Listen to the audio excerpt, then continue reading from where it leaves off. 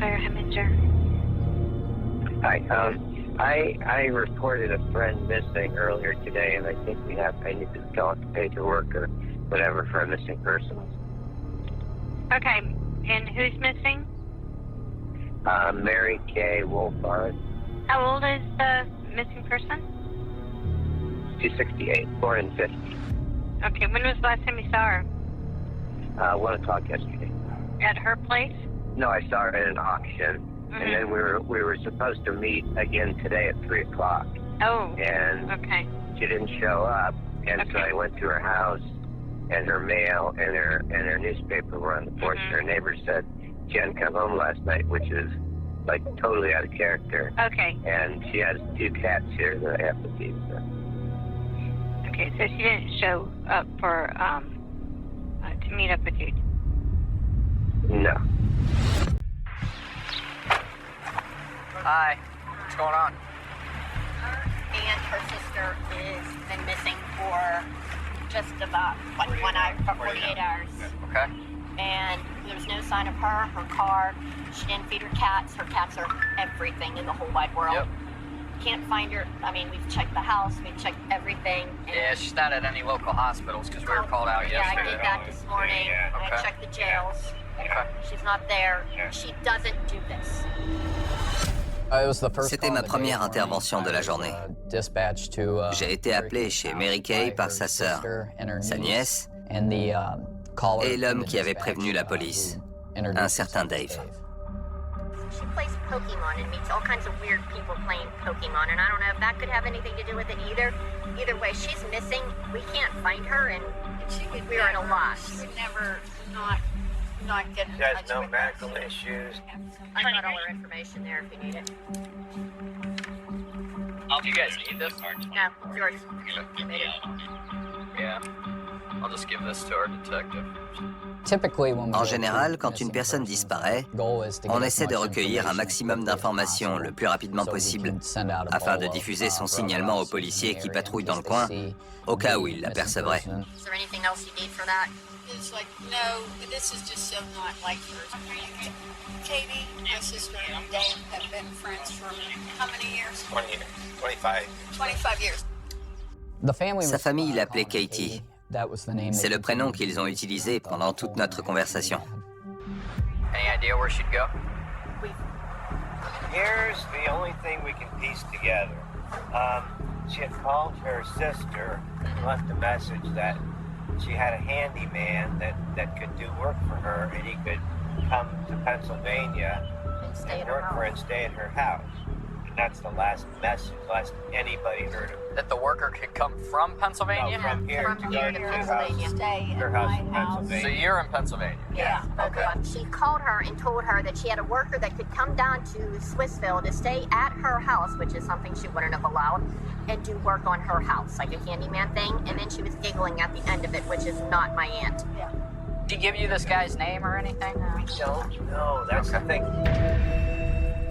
La famille m'a dit qu'elle avait laissé un message bizarre. J'ai cru comprendre qu'elle avait rencontré un homme et qu'elle était partie avec lui. Il fallait évaluer le contexte dans son ensemble pour comprendre la situation. Can we hang up posters and stuff like? Yeah, Okay. by all means, yeah. La famille a voulu participer aux recherches.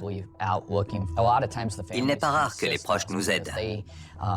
Ils peuvent même parfois avoir accès à des personnes ou à des lieux qui nous échappent. Eux voulaient placarder des affiches dans le quartier, ce qui était une excellente initiative. Ça pouvait aider parce que les voisins n'étaient peut-être pas au courant de sa disparition et ceux qui verraient ces affiches nous transmettraient peut-être des informations utiles. I understand it's very stressful. Yeah, we'll get the report done. We have about 2 hours to get it uploaded. We'll go from here. If you guys have any questions, you can call back. If you guys come back and you check the house, and you think she might have been here. You're so good. Yeah. Okay, guys. Thank you very much. Yep.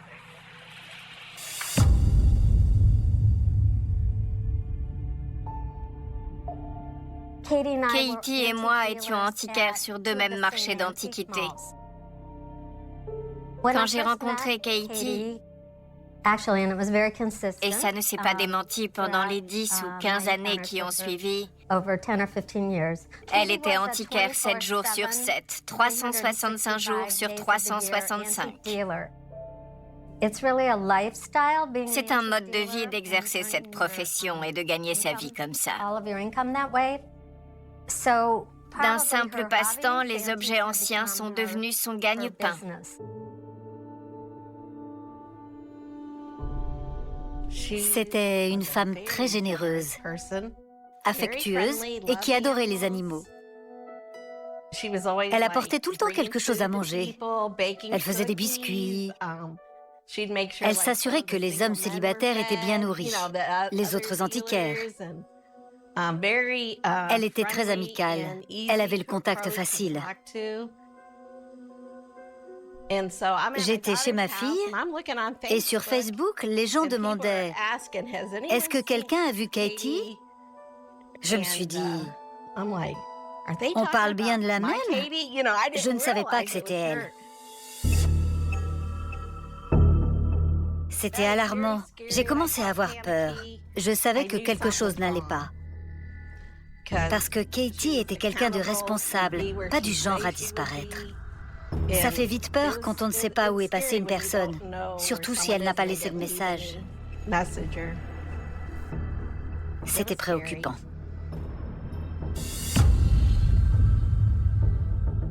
Au départ, on ne savait pas trop où chercher. On s'est rendu au marché des antiquaires, mais personne ne l'avait vu. Et puis, j'ai reçu un appel du central. Akron Police and Fire, Stephen R. Good morning. My name is Craig. I work at Leslie Floor Sanding. Yeah. We have rental units behind our building. And there is a lady that has been missing. I don't know if a report has been filed. Okay. Her name is Katie Woolforth. And my reason for calling is that her rental unit has been entered by another individual. We have it on surveillance tape. Okay. And to my knowledge, that individual has no permission, reason, authority to go in there. Okay, so Katie, well, how do you know she's missing? Well, her partner, a man by the name of Dave, they both rent units from us. And he came in Monday evening, asked Richard and the other fellow that's here if he had seen Katie Woolforth. And Richard said no.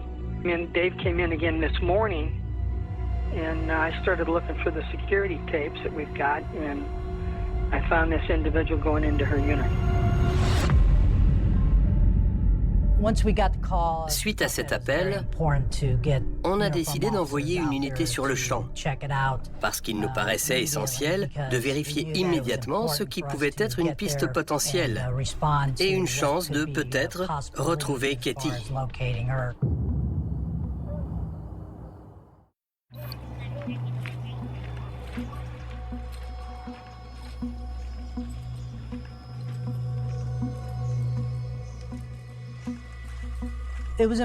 On devait absolument se rendre dans cette entreprise de location de garde-meubles.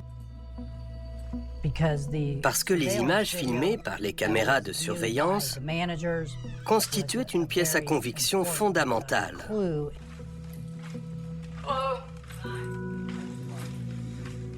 Okay, so that's her van? Yes, sir. Can we just start the video and just watch it? Mind if I take a seat?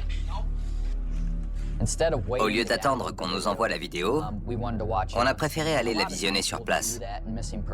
On fait souvent ça dans les affaires de disparition, pour avoir un maximum d'informations à noter dans le rapport, histoire que nos collègues sachent quoi chercher. So, first off, let me ask you, what time did she show up?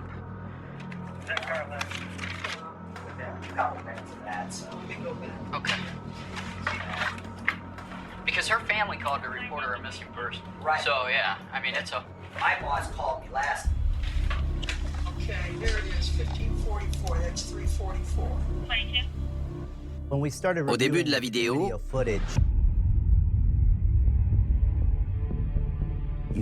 On voit Katie entreposer et sortir des objets de son garde-meuble.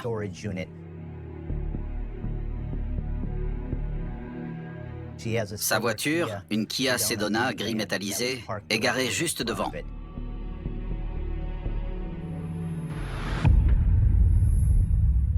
Ensuite, on voit un homme plus jeune approcher depuis le garde-meuble situé juste en face.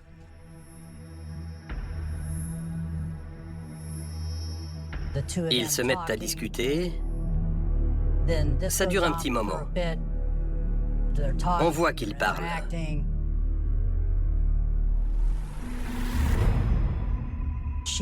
Puis elle reprend son travail de rangement.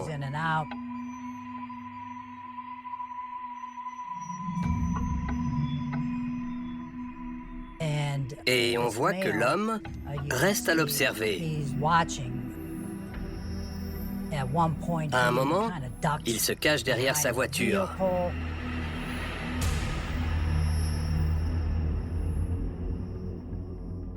C'est très bizarre. Et on se demande ce qu'il fabrique, ce qu'il mijote. Ensuite, on la voit marcher jusqu'à l'accueil. L'homme jette un coup d'œil par la porte pour vérifier si elle revient.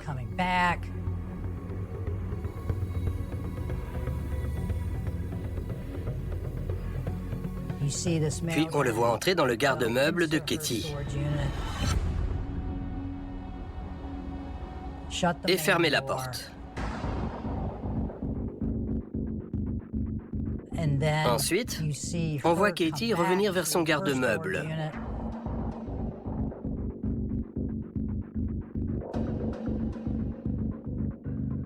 Elle ferme la grande porte et plus rien ne se passe pendant un moment. Ensuite, on voit l'homme ressortir du garde-meuble, caché sous ce qui ressemble à une couverture.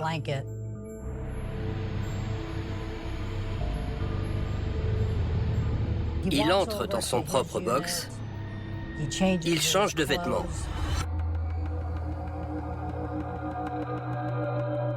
Il retourne vers le box de Katie. Il range ses affaires, monte dans la voiture de Katie et s'en va. On avait un mauvais pressentiment, parce que jamais on ne voit Katie ressortir du garde-meuble. Il a emporté sa voiture pour la cacher plus loin.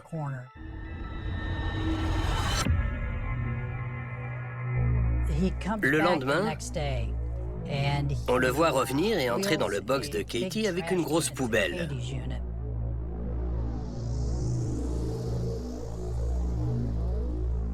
Puis il ressort du garde-meuble. On voit bien qu'il y a quelque chose dans la poubelle.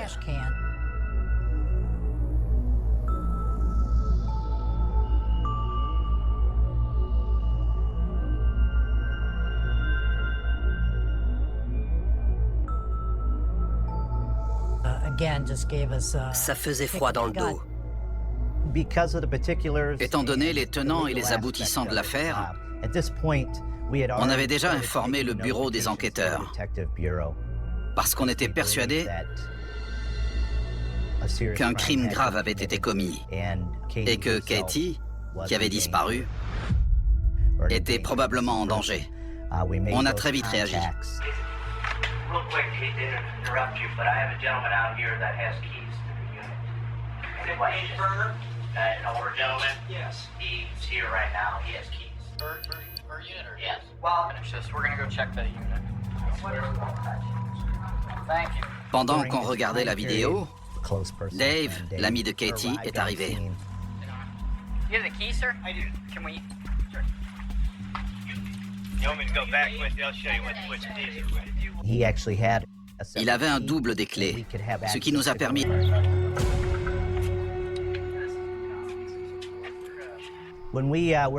En entrant dans le garde-meuble, notre priorité, c'était d'abord de vérifier si Katie s'y trouvait. Elle n'était pas immédiatement visible. Alors on a commencé à explorer le contenu du box. à la recherche de pièces à conviction.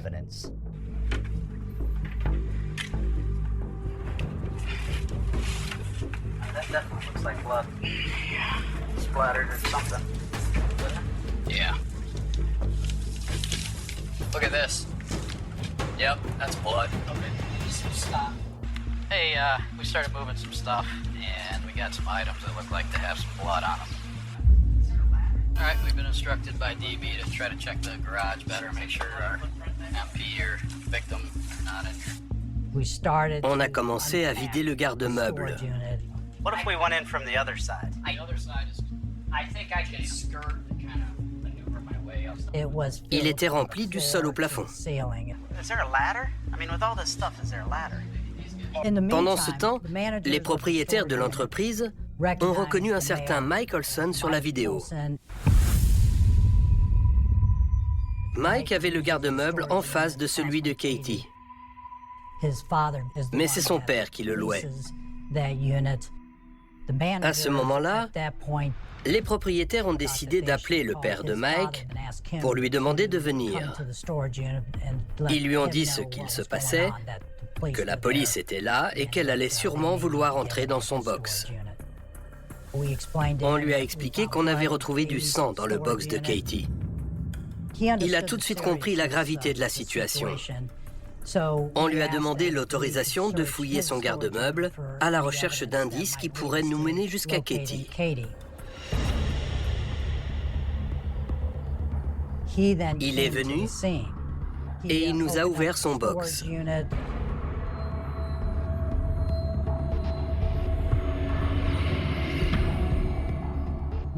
On a tout de suite trouvé des instruments tachés de sang. Une canne et un bout de tuyau, les deux couverts de sang.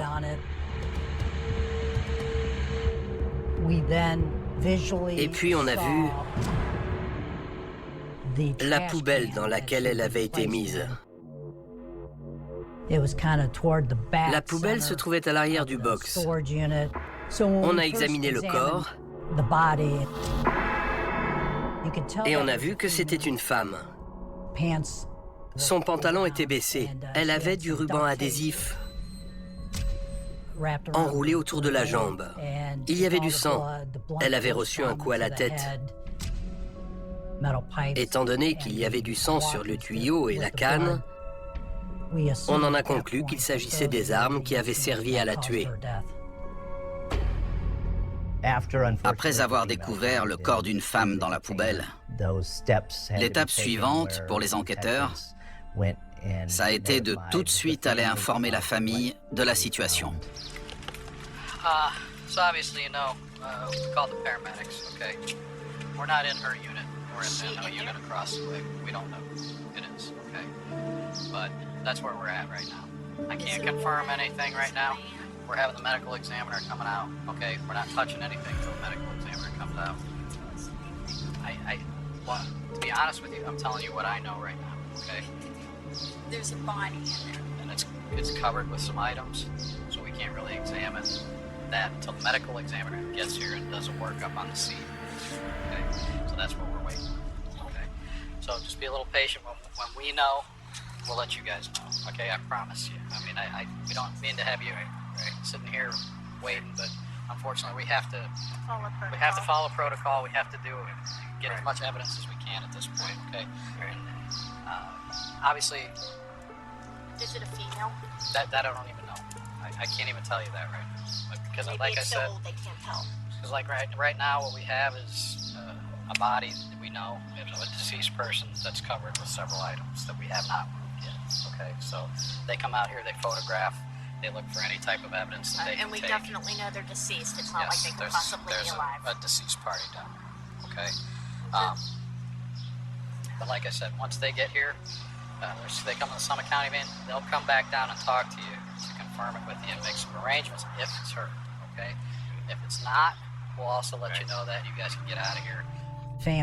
La famille et les proches étaient désemparés et fous d'inquiétude.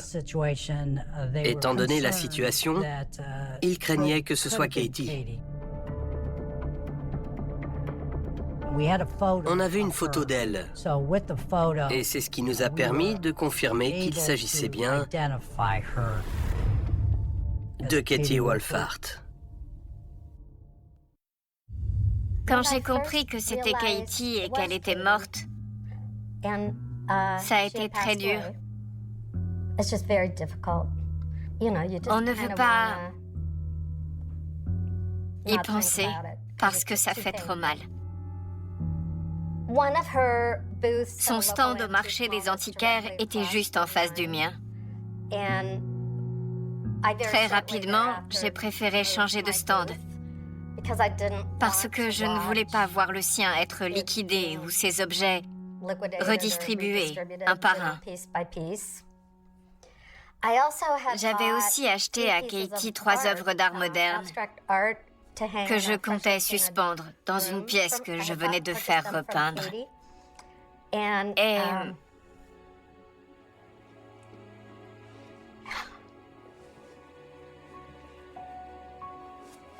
pardon. Je ne l'ai toujours pas fait. C'est trop dur.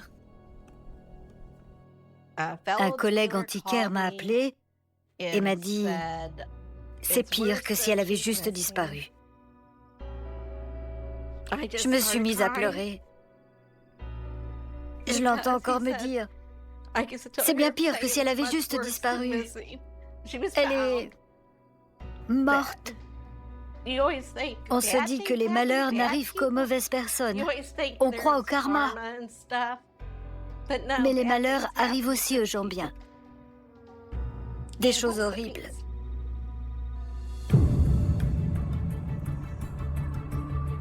Avec la découverte du corps, les choses se précisaient concernant Mike, l'homme qui était au garde-meuble.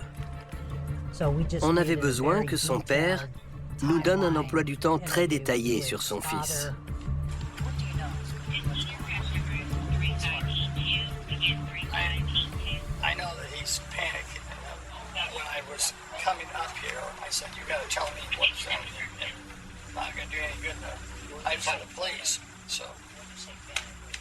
Well, no, I'm guessing that he said he's going to come on over.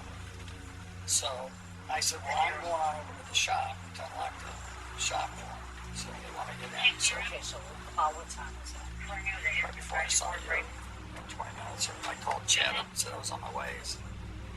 And so Mike said that he would come on up. And then he said they didn't sell any gas cans there, so he was going to, someone was giving him a ride up here, but that's the last thing. You said something about him panicking. Well, it sounds like he's panicking, so. Il nous a expliqué qu'un peu plus tôt ce jour-là, Mike n'était en fait pas très loin d'ici, mais qu'il était en panne d'essence et qu'il se ferait déposer au garde-meuble.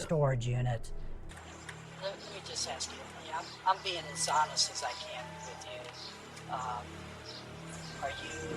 Are you being honest with us? I'm being honest. I don't have any, you know.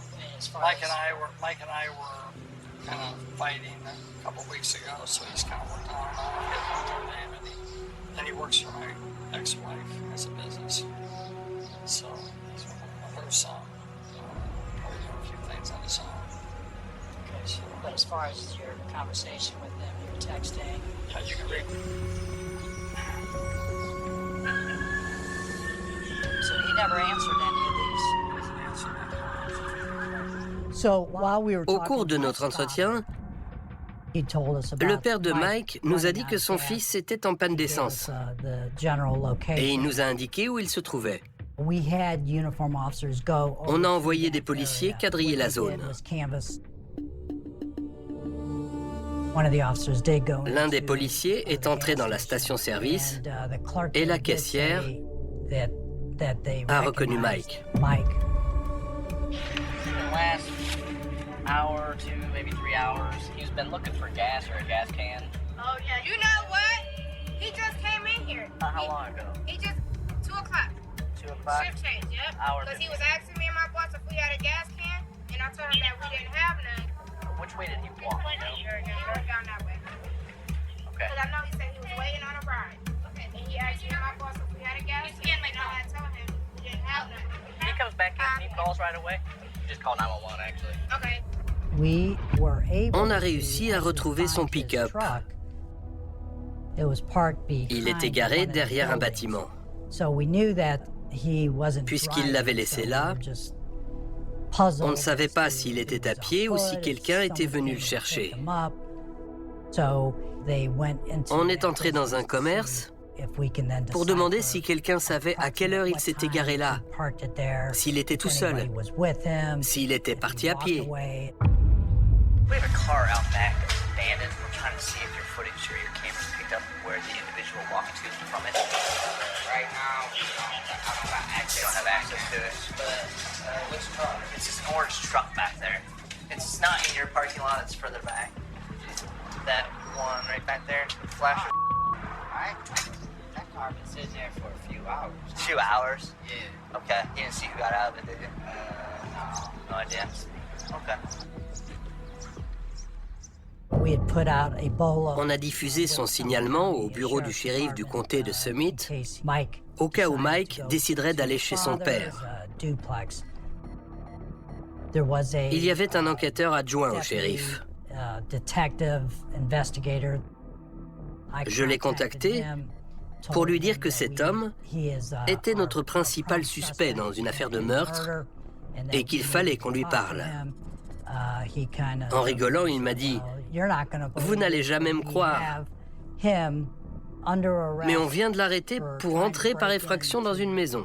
Je me ferai un plaisir de le conduire au commissariat. » On a décidé d'aller l'interroger brièvement au sujet de ce cambriolage.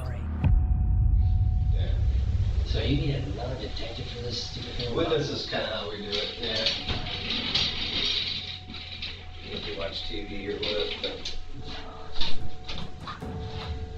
it's not always like how it is on TV. No, I know that for sure. It's just that, God, I just would love to know what a lot of girls are saying. Okay, go by Mike or Mike. L'adjoint et moi l'avons questionné sur le cambriolage. Michael s'est plaint que l'accusation était bidon parce qu'il logeait parfois dans cette maison et que la voisine de palier le connaissait. Il ne comprenait pas pourquoi elle avait appelé la police. Tell me kind of how this whole thing transpired today.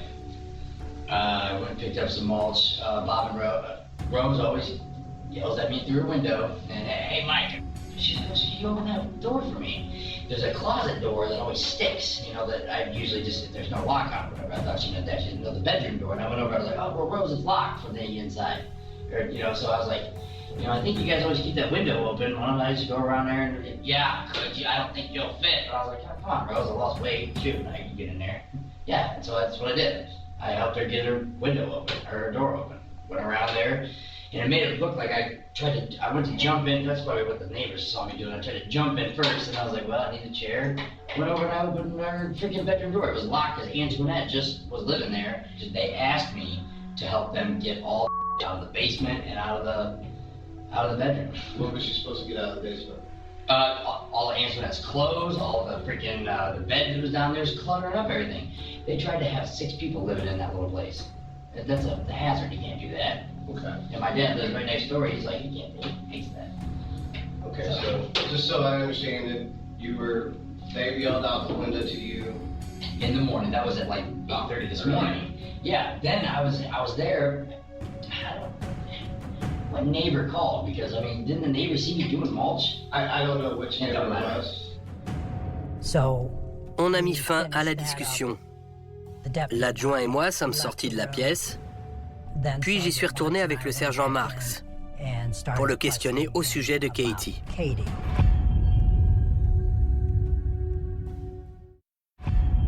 Michael, right? Yeah. All right. Hey, Michael, how you doing, man? All right. So, I read your Miranda rights. You understand those? Yes. Okay. Yes. Keeping those rights in mind, we'd like to talk to you about another issue. So today, you told Detective Brady that you were mulching out there at Coventry? Yes. Yeah, we went up to Atkins Finest Mulch store, got the mulch from. Okay. Did you Well, we met your dad today, and he was saying that. You met my dad? Yeah. Yeah, did you talk to your dad on the phone today at all? Yeah, a couple times. Yeah. And you ran out of gas? Yeah, I ran out of gas. I've been running out of gas a lot lately. I've been a little bit broke. Yeah, so. Okay. Like he asked, what would you guys talk about, you and your dad? Like he said, he called me up earlier to go get a guy to bring up the pass load finish gun, and then that was about it. Did he say that we wanted to talk to you? We? The Akron place? No, not at all. Quand on interroge quelqu'un, on essaie d'abord d'établir de bons rapports. On pose des questions simples, dont on connaît déjà les réponses, pour se faire une idée et pour lancer la conversation. Si la personne commence déjà à dire « ça s'est pas passé comme ça », c'est qu'elle compte nous mentir.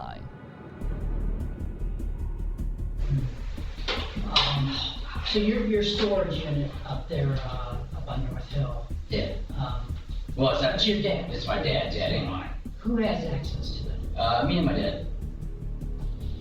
When was the last time you were there? I was up there either this morning or yesterday morning. I can't remember what actually day it was. Now, are you aware that that storage area, they've got all kinds of cameras? Oh, yeah, because of the theft. Yeah. Yeah. Okay. Were you up there Monday? What's today? Today is Wednesday. Monday. 2 days ago. I've been up there sporadically throughout the last week. I don't know exactly which day, but what's today? Wednesday? No, I think I was up there Monday. No. Je pense qu'il restait évasif pour qu'on ne puisse pas l'incriminer. Il faisait tout pour nous convaincre qu'il n'était pas là ce jour-là. Par ailleurs, quand j'interroge quelqu'un, j'aime bien lui montrer une photo pour tenter de déclencher une réaction, au lieu de simplement discuter. Sheila, that's Dave and Kathleen? Katie? That's the same name, right? When's the last time you saw her? Probably Saturday, Sunday, something like that. I was up there doing some stuff around the shop. What about Monday? I don't think I was up there Monday. I really don't. I don't think I was up there Monday. I know I was there over the weekend. Well, like I told you, there's video. Yeah. And we watched video. Yeah. And No, you watched the video. Did you talk to her at all? No. Yeah, well, she actually tried to knock on my door one night. She said I was sleeping up there. I fell asleep or something. She gave me a fan if I was hot or something. So I hadn't talked to her before yet. Au cours de la première phase de discussion, Mike nous a donné son emploi du temps.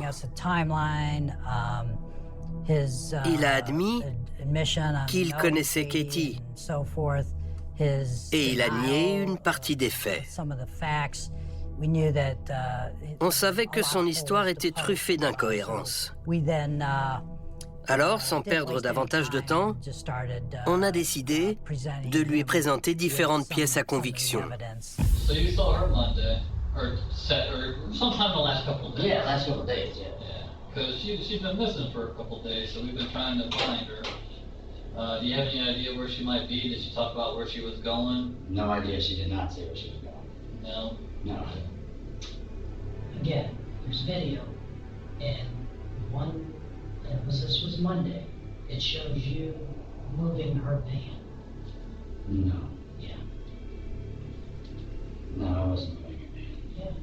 I mean, video doesn't lie. Can you explain that? No, I can't. Do you know why we found any blood in her unit? Pardon me? Why we found blood in her unit? You found blood in her unit? Yeah. Do you have any cuts from when you were... I've got cuts all the time from working in construction, man. All the time. Again, is that blood going to be yours? Or? Oh yeah, this is. I'm a picker, so sometimes I'll get in there and scratch my nose. But again, the blood that we found in her unit. Oh, is it my blood? No. How would that be my blood? I didn't cut myself over there, so no. But I do. I mean, if I could have shed something, because I always do have. Like, I mean, look, I I've got tons of cuts all over. They're always working construction, dude. That's what I do. We find evidence, different things, hair, blood, different objects, and we can kind of piece together what happened. So, I mean, sometimes people up, and they do something, they get themselves in a predicament, they get worried. I mean, something happened on accident, they get scared, they try to cover it up, they don't want to, try to explain it. Well, and now's the time to explain what happened that day. What's the Monday?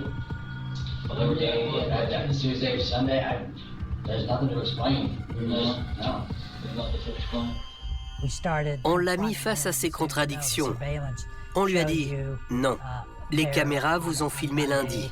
C'est à ce moment-là qu'on a décidé de changer de ton, de stopper la simple discussion et de passer à l'interrogatoire. Something bad happened to Katie. You know it. You know what happened. So like Sergeant Marquette has given you the opportunity to give us your narrative. Yeah. So stupid. This What happened?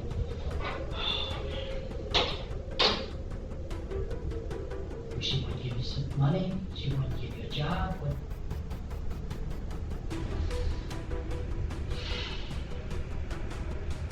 We have the sticks. Yeah. Tell us what happened. I mean, it's probably gonna help you. I mean, you can't feel good holding this in. No. I just... Tell us what happened. I snapped, man. I snapped. Something came over me. I don't know. My ex-girlfriend, dude, it was a downfall.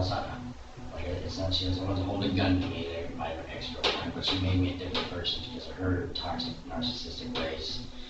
I was mentally, verbally, emotionally abused. I don't know, just I snapped and Katie said something about my ex-girlfriend.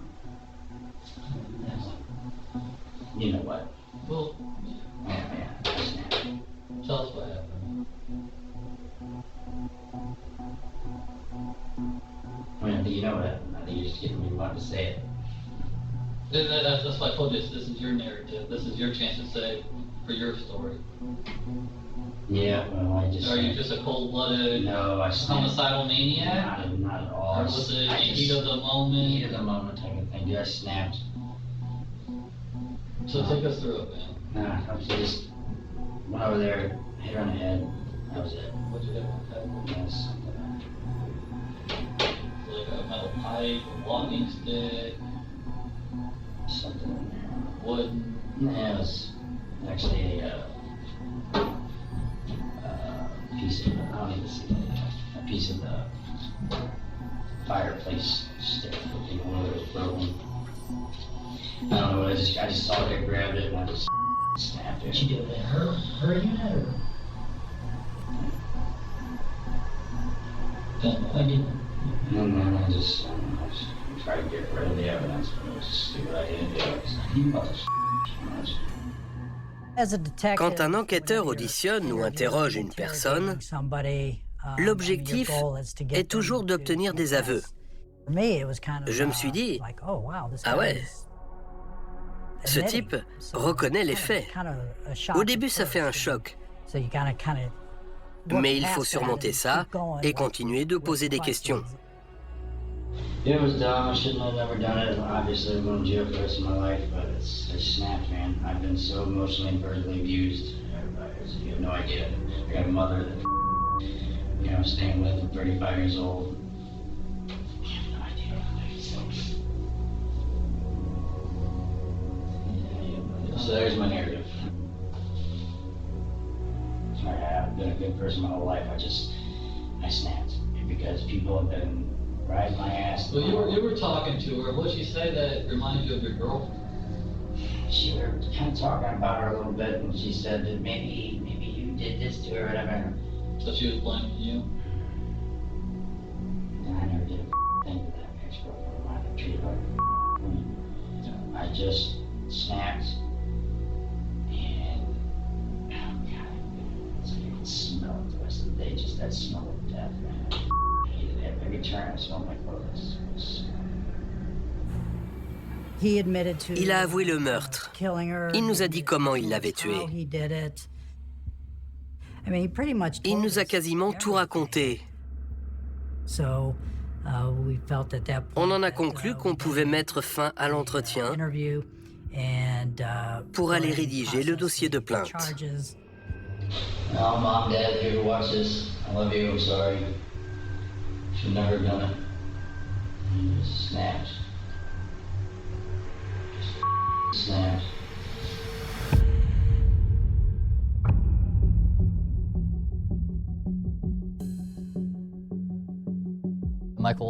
Michael Olson a plaidé coupable de meurtre, de viol et d'atteinte grave à l'intégrité d'un cadavre, de violation de propriété et de vol de véhicule.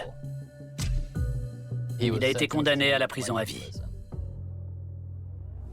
Pour moi, c'est un sociopathe. Je pense que si on ne l'avait pas arrêté, il aurait sûrement fini par tuer quelqu'un d'autre.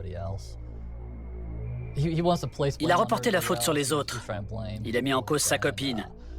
Il a rejeté la responsabilité sur Katie et il est entré dans son garde-meuble pour la tuer. Ce n'est pas quelqu'un de bien. C'est un sociopathe, un tordu.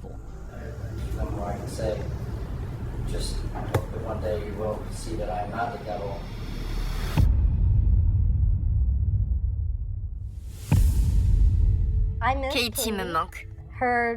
Ça me manque de ne plus la voir dans les allées du marché, de ne plus échanger de bons plans sur les ventes à venir et les bonnes affaires. Quand je vois une blonde aux cheveux ondulés, de la même taille qu'elle, je crois toujours voir Katie. Mais ce n'est pas elle. C'est un souvenir douloureux. Elle était lumineuse. Dans certains quartiers, le mal n'arrive pas sans courant. Il ne fracasse pas la porte. Il ne porte pas un visage que l'on reconnaît tout de suite. Il serre des mains. Il sourit. Il plaisante avec aisance. Alcide comment regarde quelqu'un dans les yeux assez longtemps pour inspirer confiance. Pas assez pour éveiller les soupçons. Il se présente comme un homme installé. Un homme utile. Un homme de coin. Quelqu'un qu'on croit sans ralentir les pas. Quelqu'un dont le nom ne fait pas baisser la voix autour de la table familiale. À la fin des années 1970, dans la région de Chicago. Alors que les rues résidentielles s'alignent sous les fils électriques, que les pelouses sont tendues au cordeau et que les conversations ordinaires tournent autour du travail. Des enfants, des remboursements.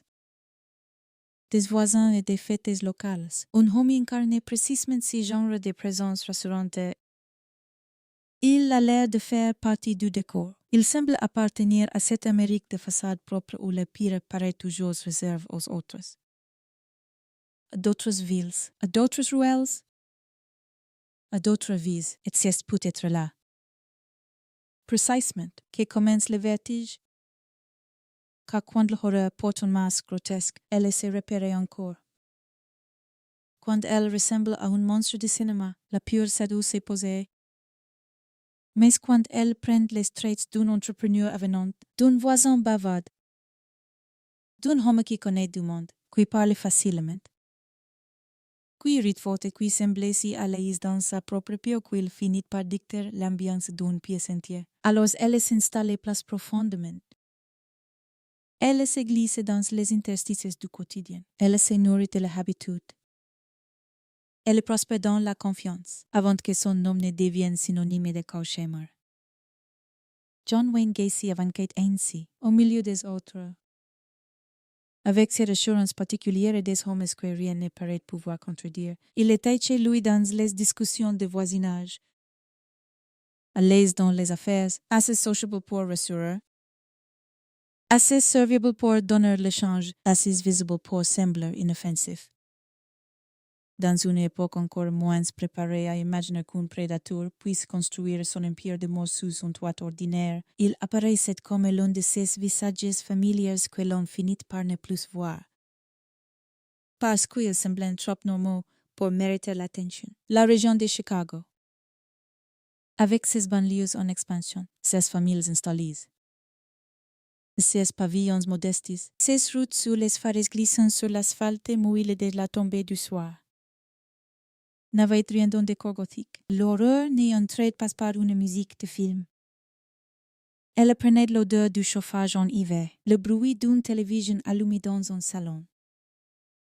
Les traces de boue au bord d'une allée, la fatigue d'un adolescent qui rentre tard, l'espoir simple d'un petit boulot bien payé, la banalité d'un rendez-vous proposé par quelqu'un qui semblait avoir pignon sur rue.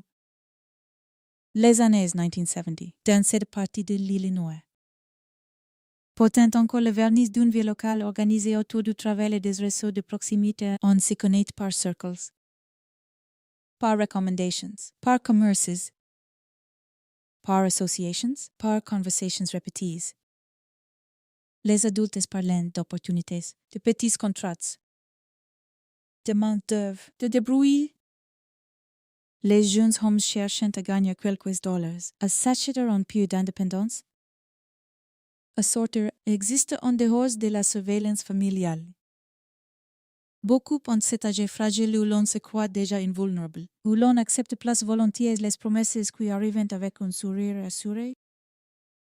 C'est dans ce qui se passe là, entre l'innocence relative de la jeunesse et la confiance mécanique du monde adulte, que le piège se referme le mieux. Et c'est ce qui rend cette affaire si insupportable à regarder rétrospectivement. On n'y voit pas seulement un homme tueur, on y voit un homme comprendre ce qui rassure les autres. Puis utiliser cette connaissance comme un outil. On y voit un prédateur qui ne se contente pas de cacher ses crimes, mais qui investit méthodiquement l'image même de la respectabilité. Il ne fuit pas le regard social. Il l'emploie, il s'y abrite. Il le manipule. Il comprend que, dans un quartier ordinaire, l'horreur ne sera pas cherchée chez celui qui serrait la main un peu trop franchement et qui parle d'affaires avec l'énergie d'un homme presse. Les futures victimes, elles, n'entrent pas dans l'histoire avec la solennité des noms graves dans les livres. Elles y entrent comme entrent les disparus dans la vraie vie, avec des gestes simples, des habitudes, des retards d'abord excuses, des promesses faites à la maison, des itinéraires banals, des vestes posées sur une chaise, des chambres un peu en désordre, des parents qui regardent l'horloge avant de commencer à s'inquiéter vraiment. Si sont des adolescents, des jeunes hommes, des fils, parfois des frères, souvent des garçons encore suspendus entre deux âges assez grands pour sortir seuls, trop jeunes pour que le monde cesse de devoir les protéger. It fait à yux. Un homme déjà installé, plus âge, plus solide, mieux armé socialement. Un homme qui sait exactement quoi dire pour transformer une rencontre ordinaire en occasion, un emploi possible. Une proposition rapide, un peu d'argent. Une interaction apparemment sans conséquence. Il y a dans les grandes affaires criminelles un moment où tout semble encore évitable. Un moment que l'on ne voit clairement qu'après coup, pour John Wayne Gacy. Ce moment n'est pas une nuit d'orage ni une décision fulgurante, c'est une accumulation. Une longue construction silencieuse, une façade entretenue avec application pendante que l'obscurité grossit derrière les murs. Et c'est cette coexistence de deux réalités qui glace d'abord l'imagination. D'un côté, la surface, de l'autre, l'abîme sur la surface. Un homme connu localement, capable de changer des plaisanteries, d'occuper l'espace, d'endosser des rôles, d'avoir toujours une explication, toujours une façon de se présenter avantageusement. Il y a chez lui cette énergie expansive qui peut donner l'impression de la franchise alors qu'elle sert parfois des rideaux de fumée. Il ne se cache pas comme se cachent les perreux. Il se montre, il occupe la scène. Il impose sa normalité avec tant d'assurance qu'elle devient, pour les autres, une raison de baisser la garde sous cette surface. Pourtant, quelque chose pour it. Quelque chose mourit dans le secret, dans la répétition, dans le passage d'un acte à un autre, jusqu'à l'ampleur presque inimaginable d'une série de crimes qui finiront par révéler non seulement la violence d'un individu, mais aussi les angles morts d'une société entière, si qui frappera l'opinion. Bien sûr, si sera le nombre. 33 adolescents et jeunes hommes assassinés, un chiffre qui ne ressemble plus à une suite de drames si soles, mais à une mécanique de destruction, un chiffre qui écrase presque la compréhension. Pourtant, avant d'être un chiffre, cette affaire est un climat, elle est une sensation diffuse de danger que personne n'arrive encore à nommer. Elle est faite de disparitions qui se succèdent, de familles qui attendent, de chambres qui restent allumées trop tard, de mères qui regardent les fenêtres, de pères qui essayent de ne pas céder à la panique, de policiers qui ne relientent pas encore tout, d'une ville qui continue à respirer normalement alors qu'un prédateur, quelque part à l'intérieur d'elle, agit avec une régularité effrayante, on imagine facilement l'hiver dans l'Illinois. Le ciel bas, l'air lourd de neige ou d'humidité. La nuit qui tombe trop tôt sur les trottoirs. Les voitures qui passent devant les maisons avec ces chuintements foutres d'épineuses sur le froid. Mais il faut aussi imaginer les insectes autour des lampes extérieures, les fenêtres entrouvertes, les grillades dans les jardins, les rires au loin, les radios allumées dans les garages.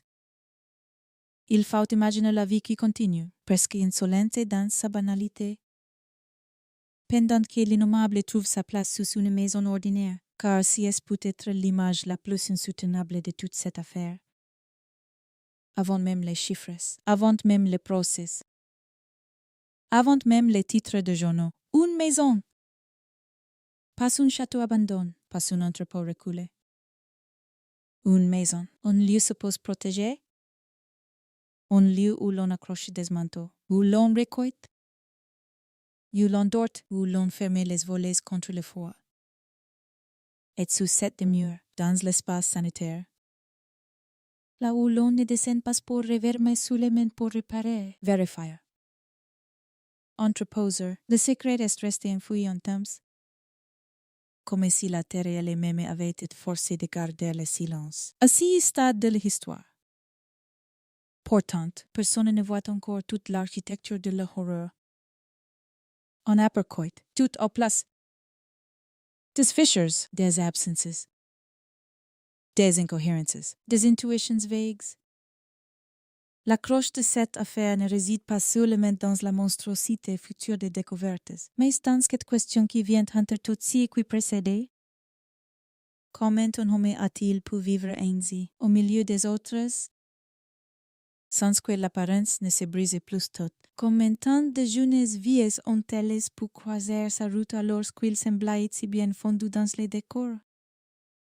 Comment le mensonge a-t-il pu tenir si longtemps, à quelques mètres à peine des conversations les plus ordinaires?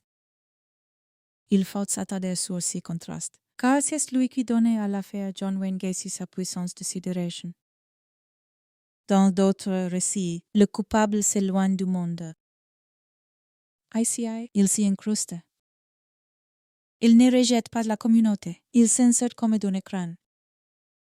Le voisinage, les relations, le travail, la parole facile.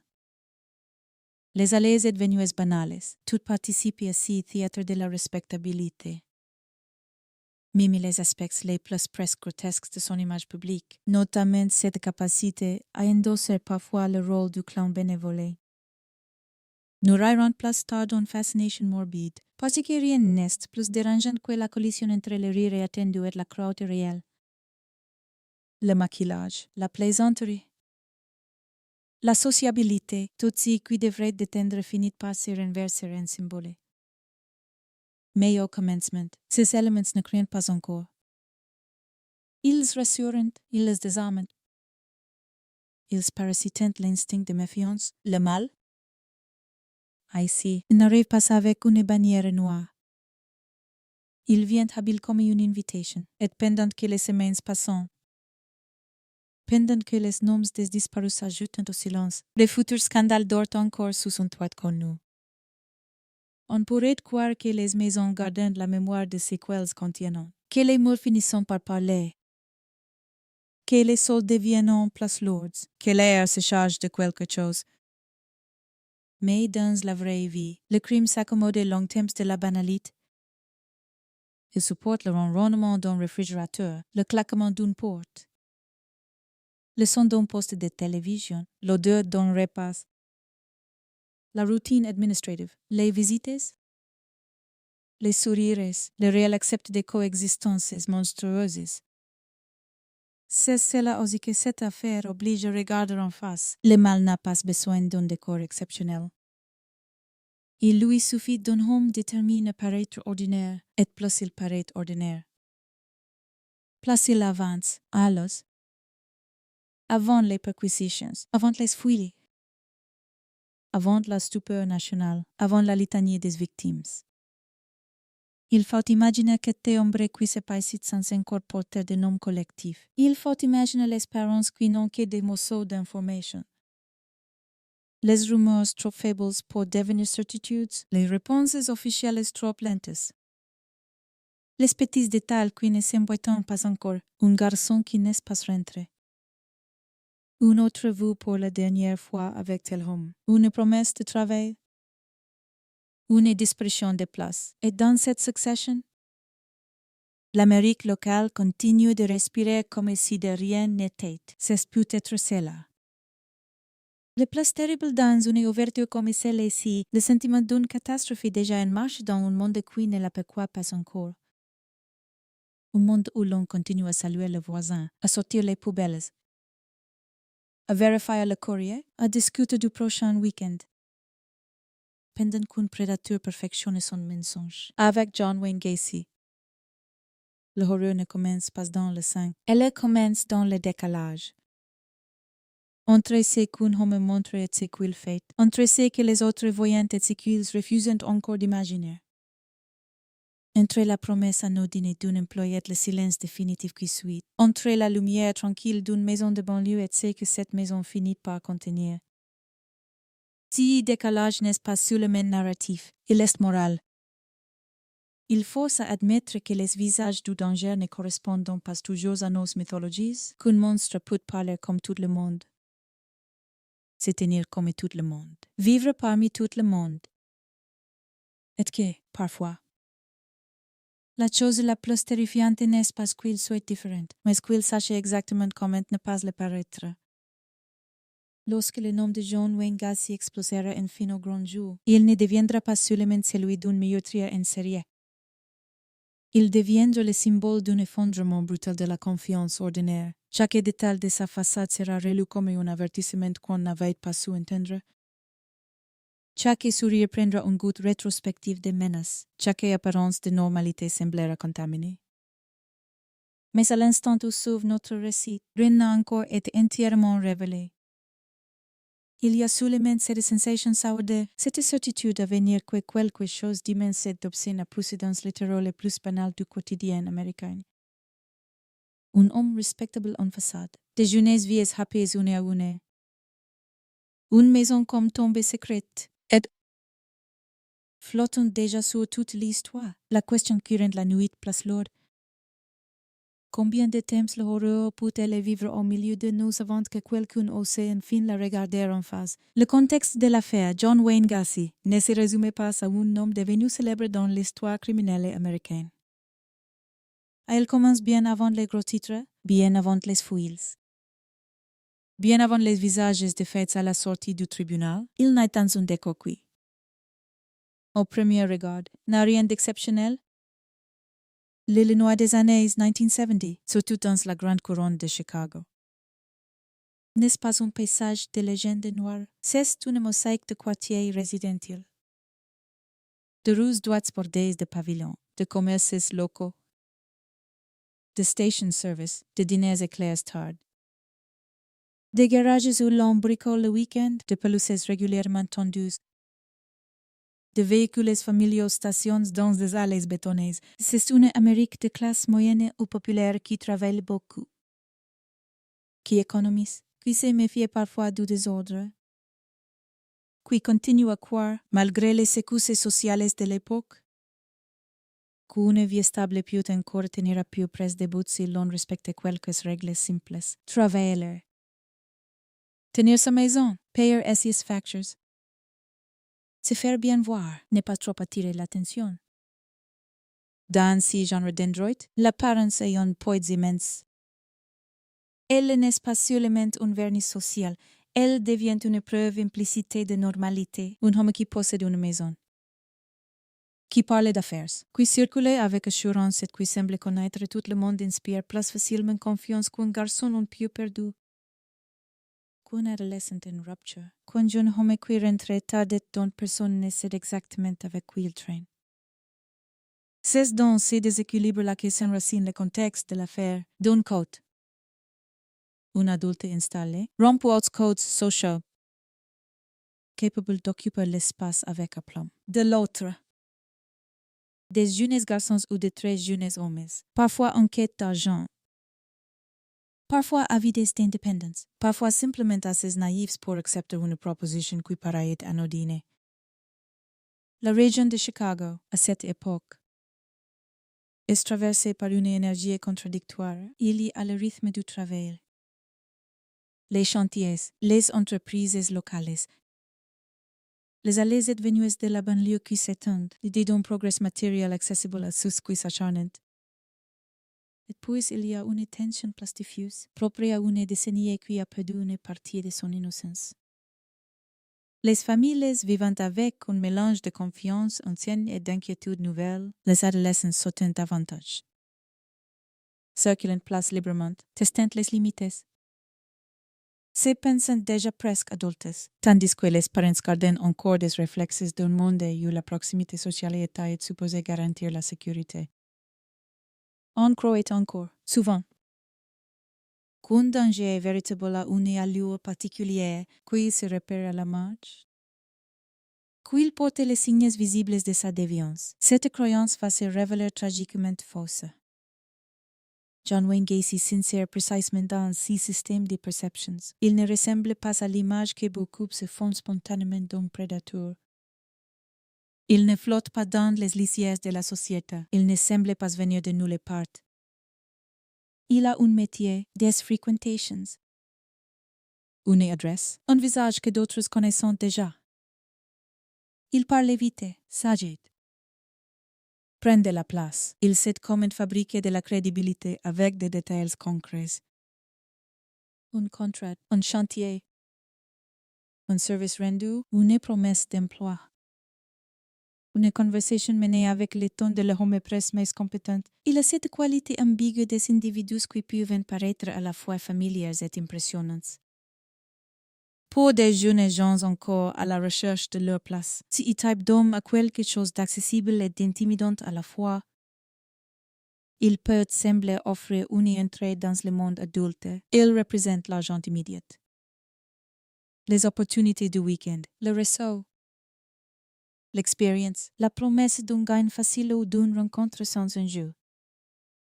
Le contexte, ici, ne tient donc pas seulement au lieu, mais à la structure des rapports entre les gens.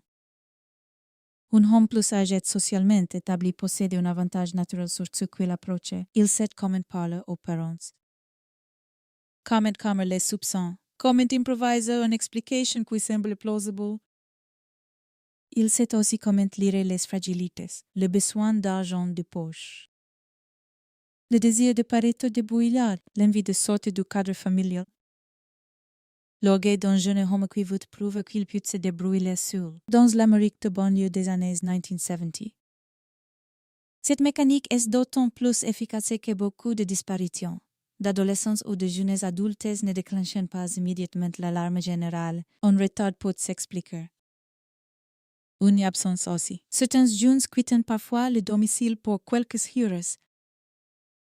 Quelques jours reviennent ensuite. Ou laissent croire qu'ils le feront. La frontière entre fugue, éloignement volontaire, dispute familiale et disparition inquiétante n'est pas toujours établie avec la rapidité conjugale indispensable aujourd'hui. les familles et les mimes.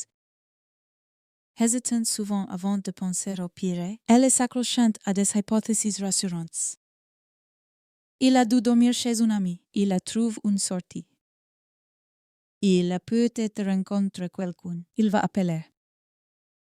Il n'est pas sérieux, mais il finira par rentrer. C'est une lenteur tragique, profondément humaine.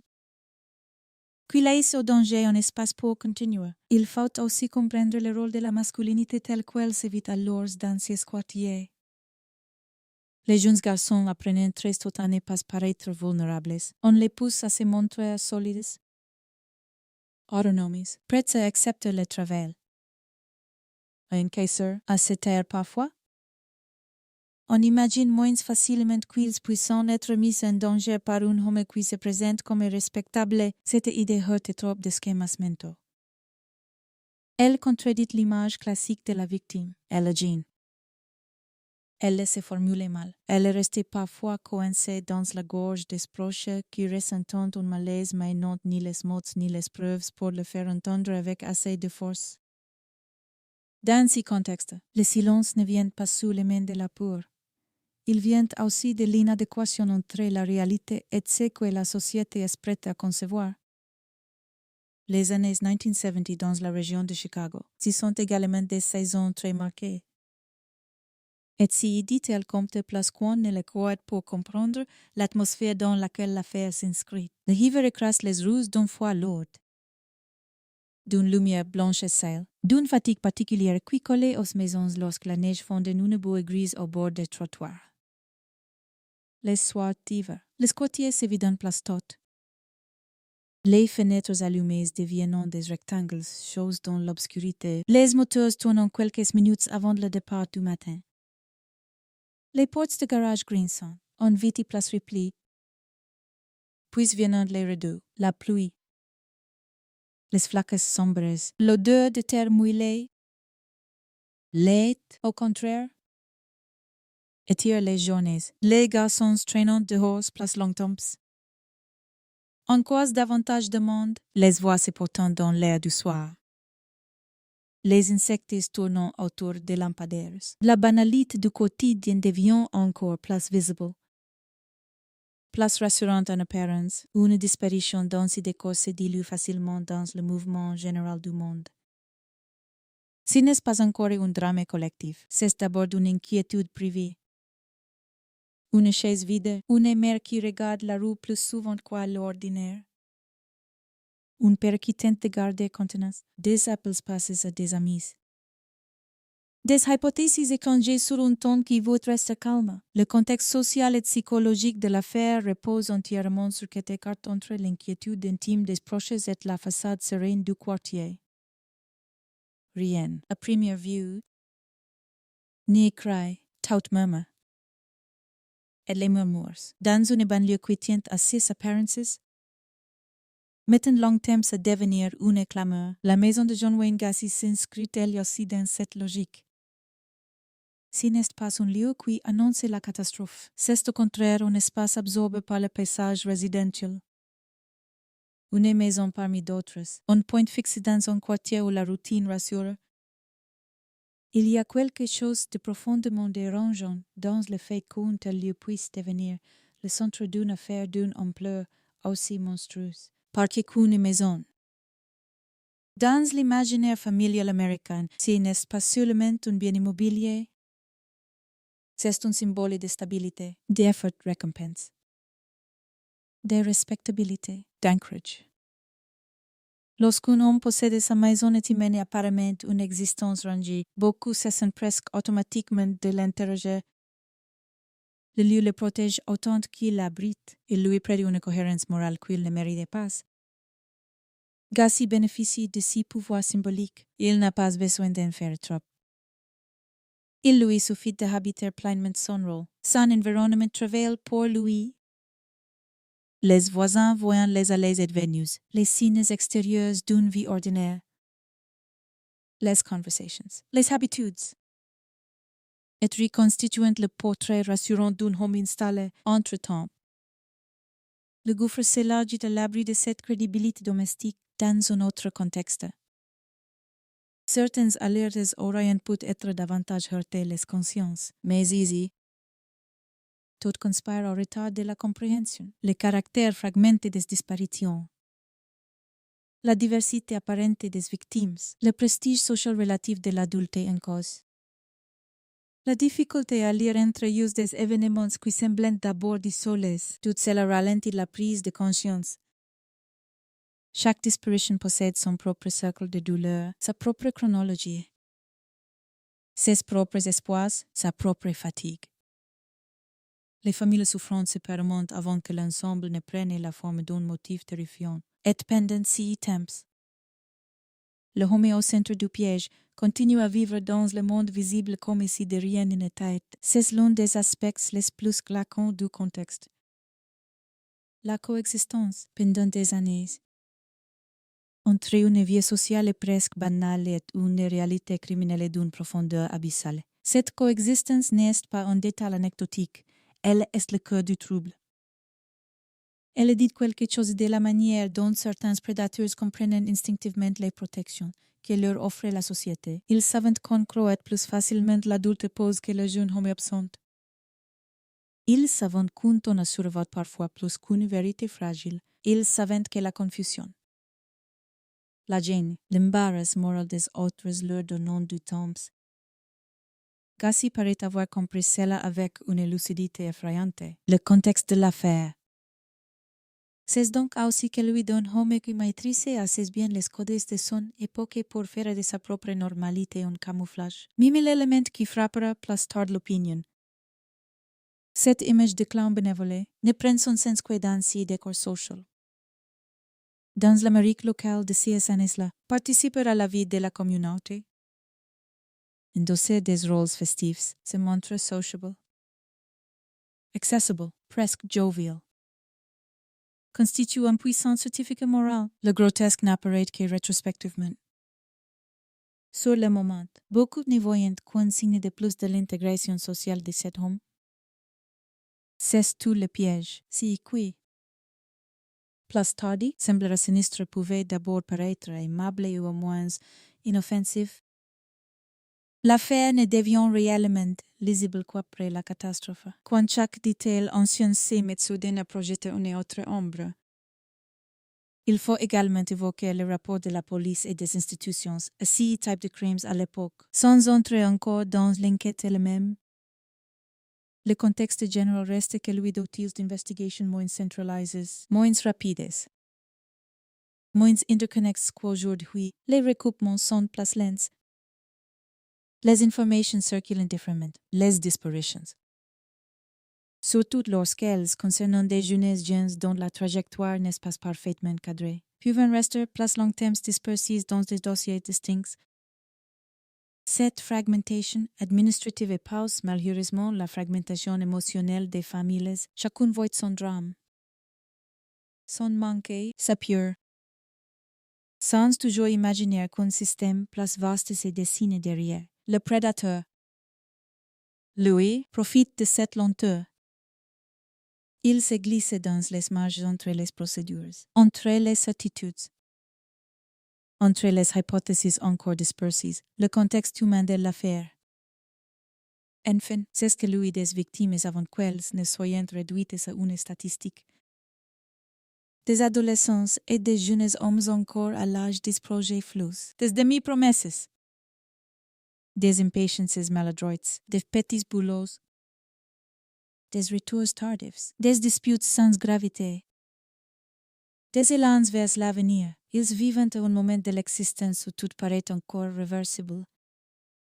Une décision prise l'après-midi semble ne jamais devoir passer plus lourd qu'un simple détour. C'est cette confiance naturelle de la jeunesse qui va être exploitée. Une offre de travail, un rendez-vous présente comme banal. Un contact socialement credible, et le réel bascule sans prévenir. Le contexte n'est donc pas seulement historique ou géographique, il est aussi profondément tragique parce qu'il oppose deux temporalités. Celle du jeune âge, rapide, insouciante, ouverte, et celle d'un homme plus âgé, plus calculateur, qui met à profit le décalage entre son masque social et l'innocence relative de ceux qui l'attirent. Si cette affaire continue de hanter les mémoires, c'est parce qu'elle détruit un mythe très ancien, celui selon lequel la respectabilité visible protégeait naturellement des ténèbres. Dans la région de Chicago, à la fin des années 1970, tout semblait en place pour qu'un homme comme John Wayne, qui s'y soit perçu comme un rouage ordinaire du voisinage. C'est justement ce qui a rendu la catastrophe possible. Le décor était propre, les maisons se ressemblaient. Les routines tenaient encore debout. Les familles croyaient pouvoir distinguer le danger du banal. Et pendant que la ville poursuivait son rythme, entre les matins gelés, les fins d'après-midi chargées de circulation, les week-ends de travail et les soirées de télévision dans des salons modestes, un autre monde grandissait à l'intérieur du premier, invisible, méthodique, obscene. Voilà le véritable contexte de l'affaire Gacy, non pas un décor spectaculaire, mais un monde assez ordinaire pour baisser la garde, assez confiant dans ses apparences pour protéger le mensonge, assez fragmenté dans ses inquiétudes pour laisser les pires s'installer. Un homme y trouve la scène idéale pour jouer la comédie de la respectabilité. Des jeunes visions disparues dans l'angle mort de cette comédie, et toute une communauté a fini par découvrir. Avec un retard qui la hantait à long temps, que l'horreur n'avait pas poussé en dehors d'elle.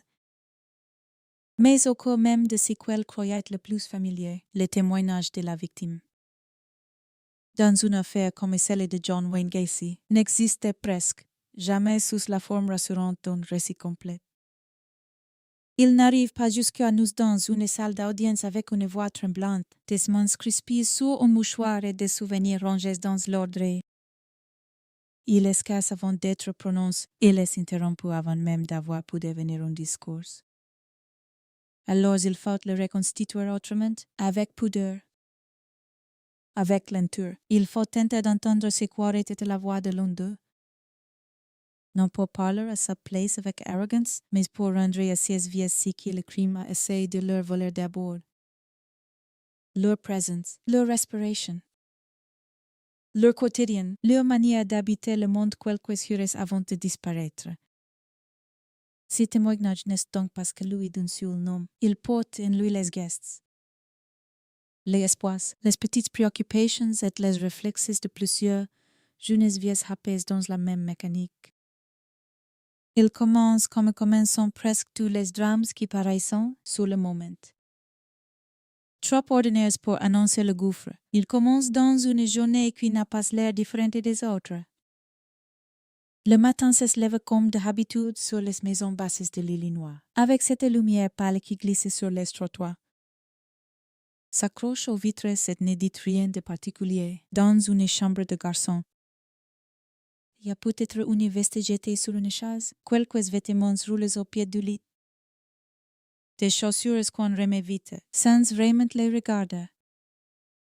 Il y a l'odeur du café dans la cuisine. Le bruit d'un poste de télévision allume trop tôt. La voix d'un parent qui pose une question pratique. Le heureux n'est pas manqué. La journée qui s'organise à petits gestes. Le jeune homme qui s'apprête à sortir n'a pas le sentiment de se diriger vers une scène capitale. Il pense à des choses courtes, immédiates. De la taille de son âge, l'argent qu'il lui faudrait pour acheter quelque chose. La façon dont il a aimerait d'être vu par les autres. La fatigue qu'il sent encore dans ses épaules. L'ennui de certaines obligations, la tentation d'en esquiver d'autres. L'envie de s'affirmer, de gagner quelques billets. De ne plus être tout à fait un enfant qu'on surveille, à cet âge-là. La vie ne se raconte pas encore avec de grands mots. Elle tient dans le prochain trajet. Le prochain appel, le prochain petit boulot. La prochaine soirée, on ne marche pas vers la catastrophe. On marche vers l'après-midi, c'est peut-être là que le témoignage de la victime devient le plus douloureux à imaginer. Dans cette innocence pratique, sans emphase, dans cette manière très simple qu'ont les jeunes gens de croire que le monde adulte, même lorsqu'il est bizarre, reste globalement lisible. Un homme plus âgé qui propose du travail. De l'argent rapide, une opportunité. Cela peut paraître flatteur. Cela peut donner l'impression d'être pris au sérieux. Cela peut ressembler à une porte entrouverte sur une vie plus libre. Le témoignage de la victime commence donc avec une confiance qui n'a rien de naïf au sens méprisant du terme. C'est une confiance sociale, presque banale. Celle que le monde exige pour fonctionner. On monte dans une voiture. On suit une adresse. On accepte une conversation. Parce que tout ne peut pas être suspect. Parce qu'on ne peut pas vivre en se tenant en permanence à distance du danger. Parce qu'on n'a pas cet élève pour croire que chaque poignée de main cache un piège. Il faut imaginer le garçon dans ces moments suspendus où il croit encore choisir. Il pense peut-être qu'il va juste passer un moment, rendre un service. Voir ce que cet homme lui veut exactement. Il se dit quoi au pire ce sera bizarre. Au mieux utile, il n'entre pas dans un cauchemar. Il entre dans une situation dont il pense maîtriser au moins une partie. Il garde cette assurance propre à la jeunesse. Faite de défi, de curiosité. Parfois d'un peu d'orgueil, il ne veut pas paraître craintif. Il ne veut pas donner l'impression qu'il n'est pas capable de se débrouiller seul dans son esprit. Les choses ont encore des proportions ordinaires. Le monde n'a pas encore changé de densité. Puis vient la rencontre réelle, celle qui remplace l'idée abstraite qu'il s'en faisait. Un homme en face de lui, place massive peut-être. Place présente, place envahissante aussi. Quelqu'un qui parlait avec l'aisance de ceux qui ont l'habitude de mener l'échange, de choisir le ton, de remplir les silences avant que l'autre n'ait le temps d'éloger son hésitation. Le jeune homme observe son faussement analyse. Il remarque des détails épars, une odeur de maison chauffée, des tissus, de nourriture refroidie peut-être. La manière dont l'adulte occupe l'espace, le son de sa voix qui semble presque trop sûre de lui. Une plaisanterie qui tombe mal, un regard un peu trop long. Une façon d'insister qui, assis stade, n'a pas encore la forme claire du danger mais commence à frotter contre l'instinct, le témoignage intérieur de la victime. À ce moment-là, n'est probablement pas une laminette. C'est plus diffus, une gêne. Une petite contraction dans le ventre, un premier calcul silencieux. Combien de temps je reste? Comment je m'en vais si ça tourne mal? Est-ce que quelqu'un sait où je suis? Est-ce que je peux encore dire que j'ai autre chose à faire? Les victimes des prédateurs ne sont pas inconscientes. Elles s'entendent souvent. Avant de comprendre, mais sentir n'est pas encore sa voix. Qu'on dramatise, qu'on va simplement écouter la rencontre. On tient debout dans 7 secondes de zone de danger. Cela a tout semblé encore réversible si l'on choisit bien ses mots. C'est précisément là que l'emprise commence le mieux. Le témoignage de la victime devient alors que lui d'un glissement. Il y a peut-être une proposition de boire quelque chose, de patienter, d'attendre un instant. Il y a peut-être une démonstration. Une mise à l'épreuve présentée comme un jeu, un défi.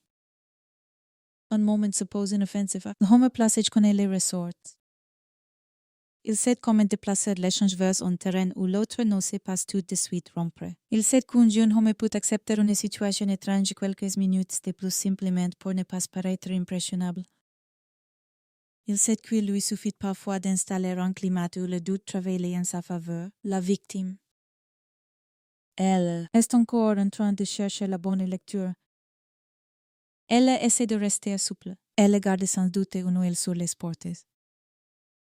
Sur les objets, sur les heures qui passent. Une et autre pense qu'il suffit de tenir, de répondre avec aplomb. De ne pas montrer de faiblesse. On ne veut pas accuser sans preuve. On veut sortir proprement. On veut garder la main. Et lorsqu'on reste une minute de trop, puis une autre. Puis le moment où l'on aurait pu partir sans hurt s'est déjà refermé. Pense à la victime. Cesse penser à cette transition imperceptible entre l'ordinaire et l'irréversible. Il n'y a pas forcément de coup de tonnerre. Il y a d'abord une pièce qui paraît soudain plus petite, une approximate devenue lourde. On dit-elle qui met tout le corps en alerte, le témoignage du garçon. S'il avait pu être prononcé, aurait pu être parlé de cela avant tout. Pas d'une peur théâtrale, mais d'une seconde précise où quelque chose de réglé tout l'on comprend. D'un bloc, quand n'y est plus dans une interaction banale. Le cœur change de rythme, l'air lui-même semble se rétracter. Les pensées cessent d'être longues, elles deviennent non brutales, utilitaires. Presque animales, sortir. Gagner du temps, trouver une faille. Ne pas provoquer trop tôt, ne pas paraître déjà vaincu. Le corps entre dans une intelligence de survie que l'on connaît mal tant qu'on n'a jamais été acculé. Peut-être tente-t-il encore de parler normalement. Peut-être cherche-t-il un flatteur, un calmer. Les victimes négocient souvent avec le danger avant de le combattre. Il y a dans cette tentative une lucidité poignante. C'est, n'est-ce pas, la faiblesse d'un garçon pris au piège. C'est l'intelligence d'un être humain qui mesure en une poignée de secondes la violence potentielle de l'autre et essaie encore de s'en sortir par les moyens du langage. Le langage n'est déjà plus un espace partage, au fond. Que le témoignage de la victime nous oblige à regarder, le moment où la civilité se meurt. Le moment où tout s'écuit, d'ordinaire. Parce que l'un des deux participants ne jouait plus selon les règles humaines ordinaires, des lois. Ce qui ressent la victime n'est plus seulement de la peur, c'est de l'incompréhension. Une incompréhension presque physique, comme on arrive à la. Pourquoi cet homme continue-t-il? Pourquoi rien ne s'est recollé à la normalité? Comme un salon, une pièce, une maison, pouvant-ils soudain devenir étrangers à 6 points? Dans les derniers instants de sécurité relative, il y a sûrement aussi des images du dehors. Pas de grandes pensées solennelles, juste des flashs très simples. La route par laquelle on arrive, le ciel du jour. Une voix entendue le matin, le visage d'une mère qui demandait à quelle heure on rentrerait. Un rire échange récemment avec un ami. Le goût d'un repas avalé à la hâte. La vie ordinaire revient par fragments, comme si l'esprit essayait désespérément de rester attaché au monde d'avant. C'est cela, le témoignage déchirant que l'on peut pressentir dans cette affaire. Le crime n'anéantit pas des abstractions, il interrompt des continuités minuscules. Des préoccupations ridicules peuvent être en apparence, mais qui sont précisément la texture même d'une vie. Un garçon ne pense pas à devenir une victime, il pense à rentrer plus tard. À dépenser son argent et appeler quelqu'un. À faire quoi qu'il est déjà grand. Et c'est cette normalité qui donne au drame sa profondeur humaine. Dans l'affaire Gassi, les victimes ont souvent été approchées par la promesse. Par la parole, par le masque social d'un homme qui savait se présenter comme une opportunité et non comme une menace. Cela signifie que leur témoignage implicite contient aussi un élément de trahison. Elles ne sont pas tombées dans un piège spectaculaire. Elles ont été trahies par les signes extérieurs de confiance que la société leur avait appris à lire comme relativement sous un adulte établi. Une offre de travail, un échange credible. Une maison, une conversation. Tout ce qui aurait dû relever du banal se retourne contre elles. C'est en cela que cette partie du récit doit rester profondément respectueuse. Il ne s'agit pas de faire de la peur un spectacle. Il s'agit de rendre sa vérité à ce moment où un être humain comprend qu'il a accordé sa confiance au mauvais homme. Et que le monde ne répond plus aux règles qu'on lui avait enseignées. Le témoignage de la victime, tel qu'on peut l'entrevoir, contient aussi une résistance. Même quand les archives n'en gardent pas la voix, il faut supposer que cette résistance, parce qu'elle est humaine, un refuge intérieur. Une lutte pour rester soi malgré l'emprise, un mouvement de dignité jusque dans les foi.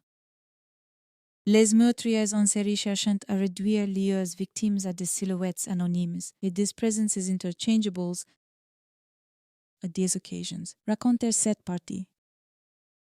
C'est faire exactement l'inverse. C'est se rappeler que chacun de ces jeunes hommes portait en lui un monde complet. Une mémoire, des habitudes, des espoirs, des colères peut-être, des maladresses, une façon particulière de marcher, de se coiffer, de rire, d'être contrarié, de penser au lendemain.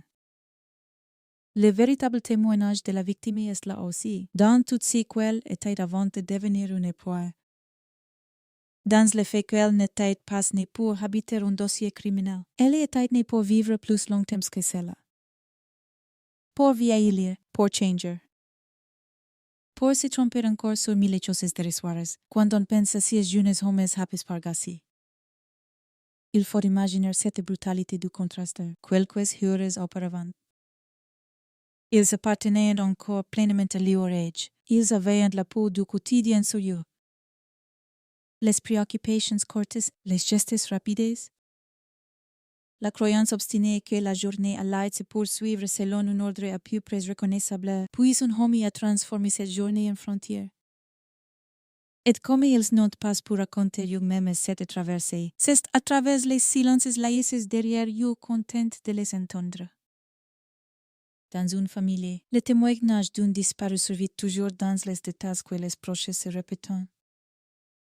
Il avait dit qu'il revenait vite. Il avait presté le veste parce qu'il faisait froid. Il n'avait pas fini son repas. Il devait passer quelque part après. Il parlait d'argent. Il avait l'air presse. Il avait laissé la lumière allumée. Il n'avait importe que le strict nécessaire. Tous ces détails minuscules, accumulés après coupe, finissent par former une sorte de voix brisée, une voix qui ne raconte pas le crime directement, mais qui raconte ce qui a été arraché dans l'affaire Gassi. Cette voix collective est particulièrement poignante parce qu'elle se heurtait à l'image publique du meurtrier. Place l'homme paraissait intégré. Place les témoignages absents des victimes devient lors de ce qu'il révèle sur la crédulité forcée du quotidien. Oui. Elles ont pu lui faire confiance un instant. Oui. Elles ont pu accepter de le suivre ou de rester. Non. Cela ne dit rien contre elles, cela dit tout contre lui. Cela dit sa capacité à exploiter les codes ordinaires de la confiance humaine. Cela dit son talent monstrueux pour faire passer le danger pour de la normalité. Et cela rend le témoignage des victimes encore plus essentiel, même reconstruit dans ce respect.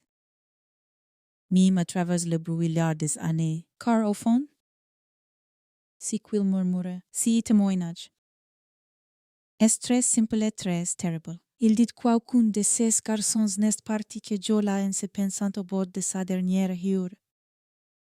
Il dit qu'ils étaient vivants jusqu'au bout dans les sens les plus concrets du mot, pleins de gestes ordinaires, de pensées inachevées, de confiance encore active.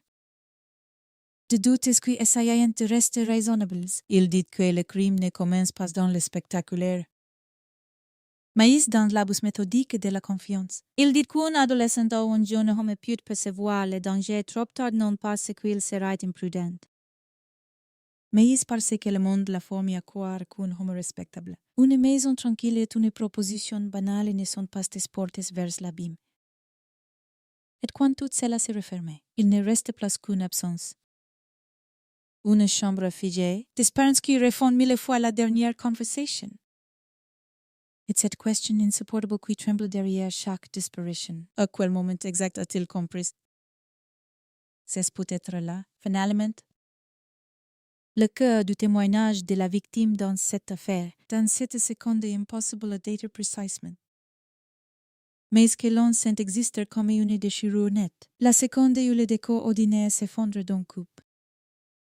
La seconde où la confiance devient pure. La seconde où la jeunesse comprend qu'elle a été livrée. Seule à quelque chose qui ne connaît ni remords ni retour. Et parce que cette seconde ne nous a pas été racontée de leur bouche, nous avons le devoir de la traiter non comme un spectacle, mais comme le lieu sacré de leur vérité perdue. L'incident. Dans l'affaire John Wayne Gacy, n'est-ce pas un seul événement enfermé dans une date? Un lieu, une heure précise. Comme si toute l'horreur pouvait se résumer à un point net sur une ligne de temps. L'incident. Ici, c'est la répétition du piège jusqu'à ce qu'il devienne une mécanique. Jusqu'à ce que l'ordinaire lui-même se transforme en instrument portant. Pour le raconter, il faut entrer dans une scène précise. Dans un moment où le réel cesse d'être banal pour se refermer comme une mâchoire, il faut imaginer une fin d'après-midi de l'Illinois. La lumière déjà un peu fatiguée, si et ciel sans éclat qui semble peser sur les maisons basses des quartiers résidentiels. Les arbres immobiles, les voitures garées devant les pavillons. L'air parfois humide, parfois sec. Des fois léger ou plus mordant selon la saison qui pousse les épaules à se relever inconsciemment. Il faut imaginer un jeune homme qui n'a pas le sentiment d'entrer dans un drame. Seulement dans une parenthèse, il croit peut-être se rendre à un rendez-vous utile.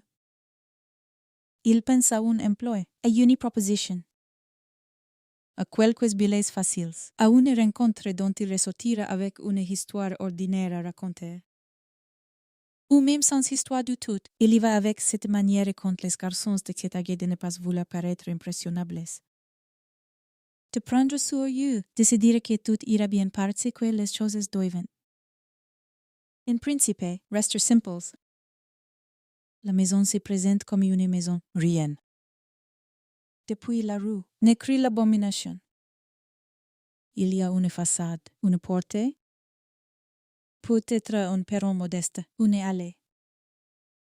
Une boîte aux lettres, un détail quelconque qui la rend semblable aux autres. Ce n'est pas un repère au sens théâtral du terme, s'inspirer. C'est un lieu fondu dans le paysage, un lieu qui a appris à bénéficier du silence des apparences. En approchant, le garçon ne voit pas le centre d'une série meurtrière. Il voit la banalité, et la banalité est précisément ce qu'il est des armes. La porte s'ouvre peut-être sur une odeur de chauffage, de tabac froid, de tissu, de nourriture mangée place toute. Une odeur de vie domestique. Autrement dit, il y a l'intérieur d'une maison occupée, avec à ses pièces, son mobilier, ses traces d'habitude. Un adulte s'y tient avec l'assurance de celui qui est chez lui, dans son territoire. Dans son rythme, John Wayne Gacy sait parler. Il sait faire entrer l'autre dans son tempo. Sa voix n'est pas celle d'un homme qui supplie ou qui tremble. Elle s'impose, joviale parfois, pressante souvent, l'autre juste ce qu'il faut pour empêcher l'autre de reprendre tout à fait l'initiative. Le jeune homme, Louis, garde encore ses repères. Il yauge. Il répond. Il sourit peut-être par réflexe. Il regarde autour de lui sans trop insister, car regarder trop fixement serait déjà reconnaître un malaise qu'il ne veut pas encore nommer. Il y a dans ces premières minutes quelque chose de profondément humain et profondément tragique, la tentative de maintenir la normalité. L'invite veut croire qu'il n'est que cela, un invité provisoire dans une maison où il n'a pas vocation à rester longtemps. Le homme qui l'a fait venir, Louis, sait déjà que le rapport de force est ailleurs, tout l'incident tient dans ce décalage. Ce n'est pas d'abord une explosion, c'est une préparation. Une conquête du terrain psychologique, une manière de réduire lentement les sorties invisibles. Un mode qui retient, une proposition qui oblige à patienter. Une démonstration, un prétexte. Un défi présent comme léger, peut-être un verre. Peut-être une conversation qui s'étire. Peut-être un changement de ton presque imperceptible. Un glissement dans la voix, une façon de se rapprocher. De trop insister, de ne plus tout à fait respecter la distance ordinaire entre deux personnes qui ne se connaissent pas assez. Le jeune homme le sent avant de le comprendre. Son corps recueille l'information plus vite que son esprit. Une crispation dans la nuque, une attention soudaine aux portes. aux fenêtres, au couloir, aux objets posés sur une table, le bruit d'une planche, le soufflet de la ventilation, un silence entre deux phrases. Ce sont des détails minuscules, mais dans ces minutes-là, les détails deviennent énormes. Ils prennent toute la place. Chaque seconde rallonge le malaise. Chaque banalité devient suspecte. Pourtant, d'autres espaces encore écroulés. C'est cela qui rend l'incident si terrible à raconter, tant qu'il reste un peu de flou. L'espoir travaille encore. Le jeune homme pense qu'il peut partir sans provoquer de scène. Il cherche la sortie la plus simple, la phrase la plus habile. Le prétexte qui évitera de froisser l'autre tout en lui permettant de reprendre sa liberté. Il y a dans cette hésitation une noblesse involontaire. Il continue à croire qu'il peut résoudre la situation avec les règles ordinaires du monde social, d'ailleurs qu'on a autre chose à faire. Quand doit rentrer, quand reviendra plus tard. Quand est attendu, il essaie probablement de rester poli parce que la politesse. Jusque-là, a toujours été une manière de traverser les situations inconfortables. Mais ici, la politesse n'est plus une protection. Elle devient un délai, et le prédateur, lui, sait exactement quoi faire de ce délai. On imagine alors le moment charnière, cette seconde où la scène cesse définitivement d'appartenir à la catégorie du bizarre pour entrer dans celle du danger peu. Si n'est pas forcément un cri tout de suite, si peut être une main qui s'agit plus forte qu'il ne faudrait. Une posture qui barre un passage, une démonstration qui se referme, un objet qui change de sens, un sourire qui ne n'est plus un. La présence physique de Gassi qui se fait soudain écrasante, à cet instant. L'air lui-même semblait devenir plus dense. Le jeune homme comprend. Pas dans les mots, pas encore. Mais dans la chair, il comprend qu'il n'est plus dans une visite étrange mais récupérable. Il comprend que quelque chose d'autre est à l'œuvre, quelque chose qui ne se calmera pas parce qu'il parle correctement. Parce qu'il a tenté de raisonner, parce qu'il a donné des gages de docilité. Le sol moral de la scène s'effondre d'un coup, et avec lui s'effondre la logique rassurante selon laquelle un adulte installé. Parlant d'affaires, vivant dans une maison de banlieue. Reste soumis aux règles élémentaires du comportement humain. C'est ici que l'incident prend sa forme véritable. La rupture brutale entre apparence et intention. Tout si qui. Quelques minutes plus tard, semblait seulement lors du maladroit révéler sa vraie nature. La sociabilité n'était pas de la sociabilité. La proposition n'était pas une proposition. La maison n'était pas un cadre neutre. Chaque chose était déjà intégrée au piège. Le jeune homme tentait sans doute alors de regagner du terrain. Sa peau ne ressemblait pas à telle des films. Elle n'est pas propre, spectaculaire. Ordonnée, elle le pensait vite. Elle le cherchait, elle le calcule. Elle se cognait à la réalité d'un homme plus âgé, plus fort. Dans son propre espace, un homme qui n'improvise pas entièrement.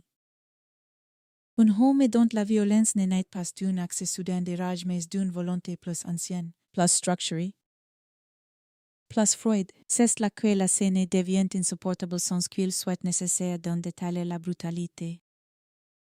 Car l'horreur ne tient pas seulement aux gestes, elle tient au fait que la victime comprenne.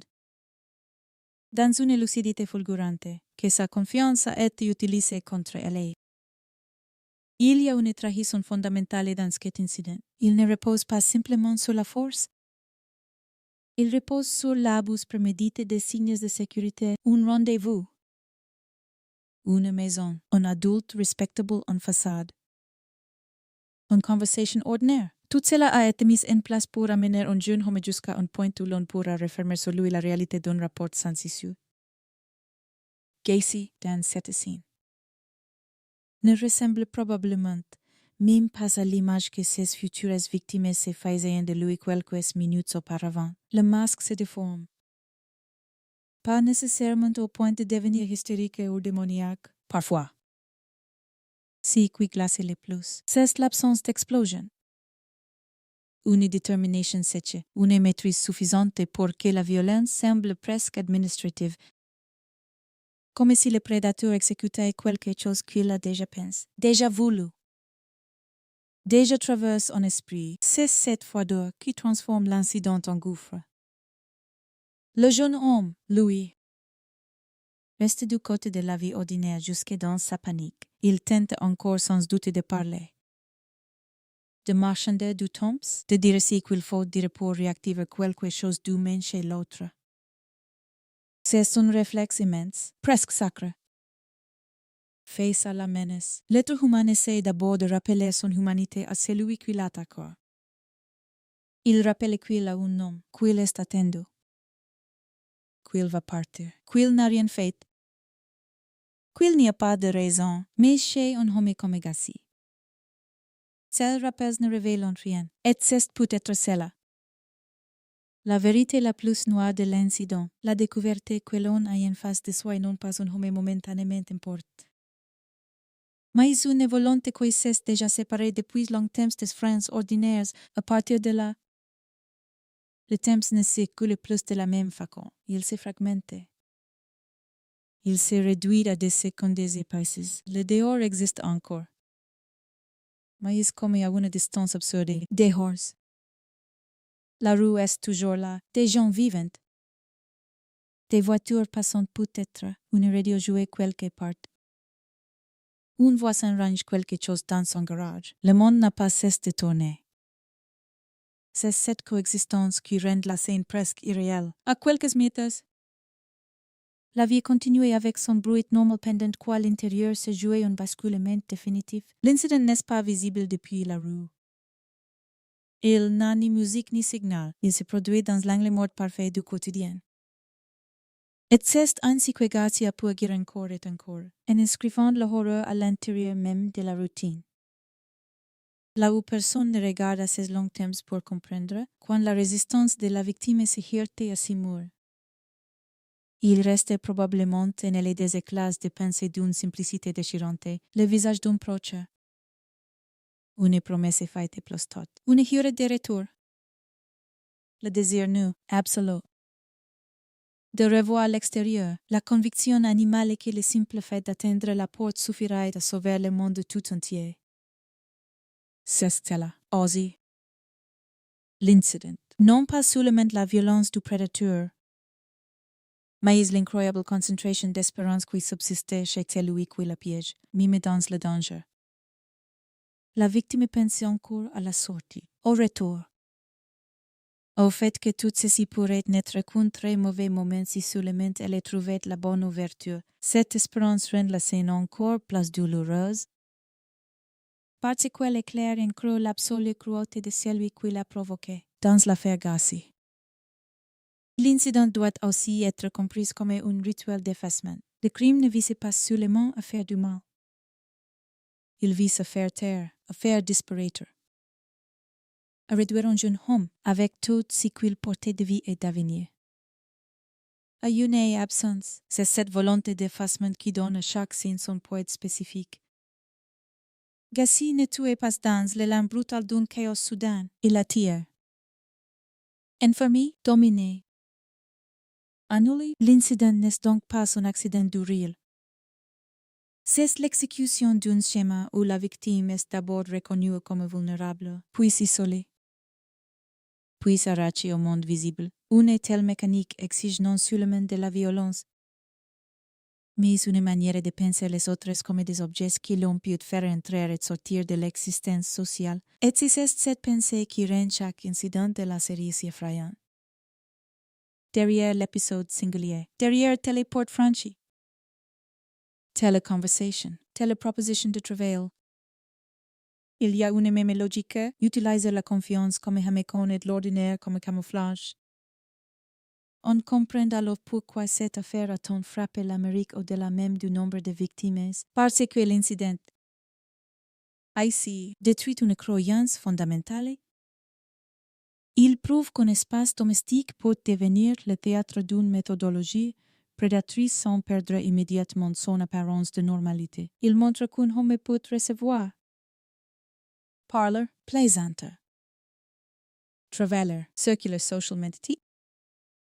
Dans le même mouvement, préparera prolonger des scènes d'une cruauté indicible. Il démontre que le mal n'a pas besoin de se déguiser en monstre quand il peut se déguiser en voisin, mais à l'échelle de la victime. Toutes ces considerations n'existent pas encore. Il n'y a pas de l'affaire Gacy. Il y a un maintenant devenu irrespirable, une épice. Une présence hostile, une liberté en train de se fermer. Une lutte pour ne pas être réduite au silence. Raconter l'incident avec respect. C'est refuser de perdre cela de vue, si n'est pas mettre le meurtrier au centre comme un personnage fascinant. C'est suivre la trajectoire d'une confiance trahie jusqu'au point de rupture. C'est se rappeler qu'avant d'être une entrée dans un dossier criminel. Cette scène fut l'écrasement concret d'une vie singulière, venue là avec 6 projets minuscules. Son âge, sa fatigue. SES réflexes, son désir banal de gagner un peu d'argent ou de répondre à une proposition sans histoire. Et c'est cette banalité première qui donne à l'incident sa violence morale. Parce qu'elle n'aurait jamais dû conduire là.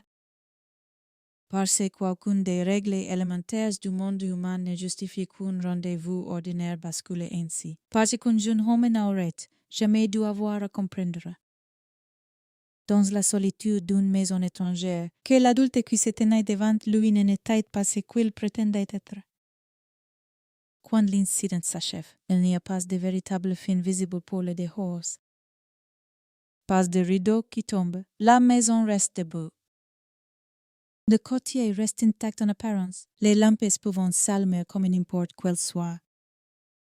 Le trottoir garde son allure tranquille, c'est là une autre dimension du cauchemar. Le crime ne marque pas instantanément le paysage, il se replie dans le silence. Et la disparition qui en résulte, vue de l'extérieur, pourrait d'abord ressembler à tant d'autres inquiétudes incomplètes, un fil qui n'est pas rentré. Un garçon aperçu place tot, un rendez-vous flou. Des heures qui passent, les familles. Elles vont entrer dans un autre thème, celui de l'attente. Du téléphone qu'on regarde. Des hypothèses qu'on fabrique pour ne pas sombrer, des amis que l'on appelle, des ruses que l'on scrute, mais au cœur de tout cela, l'incident, le vrai, s'est déjà produit, invisible, silencieux pour le voisinage, définitif pour la victime. Il a pris la forme d'une promesse détournée, d'un sou il franchit avec confiance, d'un malaise devenu heureux, d'un homme qui a cessé d'être un homme au sens moral du terme pour n'être plus qu'une force de prédation appliquée. Dans l'affaire John Wayne Gacy, l'incident n'est donc pas seulement ce qui arrive. C'est ce qui révèle, en un seul basculement, la structure entière du mal. Le prédateur n'improvise pas son masque. Il l'habite. La victime n'entre pas dans un piège parce qu'elle serait aveugle, mais parce qu'elle vit dans un monde où l'on a appris à reconnaître certains signes comme rassurance, et quand ces signes sont pervertis par un homme déterminé à en faire des armes, on ne reste plus qu'une signe close, une vie suspendue. Ici derrière la porte. Tout un quartier qui continue encore quelques heures ou quelques jours à croire que la normalité tient toujours debout. C'est cette distance entre le drame réel et son invisibilité extérieure qui fait de l'incident chez Gacy quelque chose de si profondément insoutenable. Une jeunesse attirée par une promesse banale, une maison rendue faussement familière. Un homme donne la voix, les gestes et l'assurance ont servi de clé. Puis la rupture, nette. Sans retour dans le secret d'un intérieur ordinaire. Et enfin le silence. Et silence, c'est pas ce qui ne dit rien encore aux voisins. Rien encore à la rue, mais oui.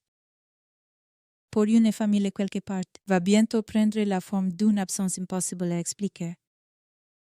La scène de crime, dans l'affaire John Wayne Gacy, n'apparaît pas d'un seul bloc. comme un rideau que l'on arrache soudain pour révéler l'intégralité de l'horreur.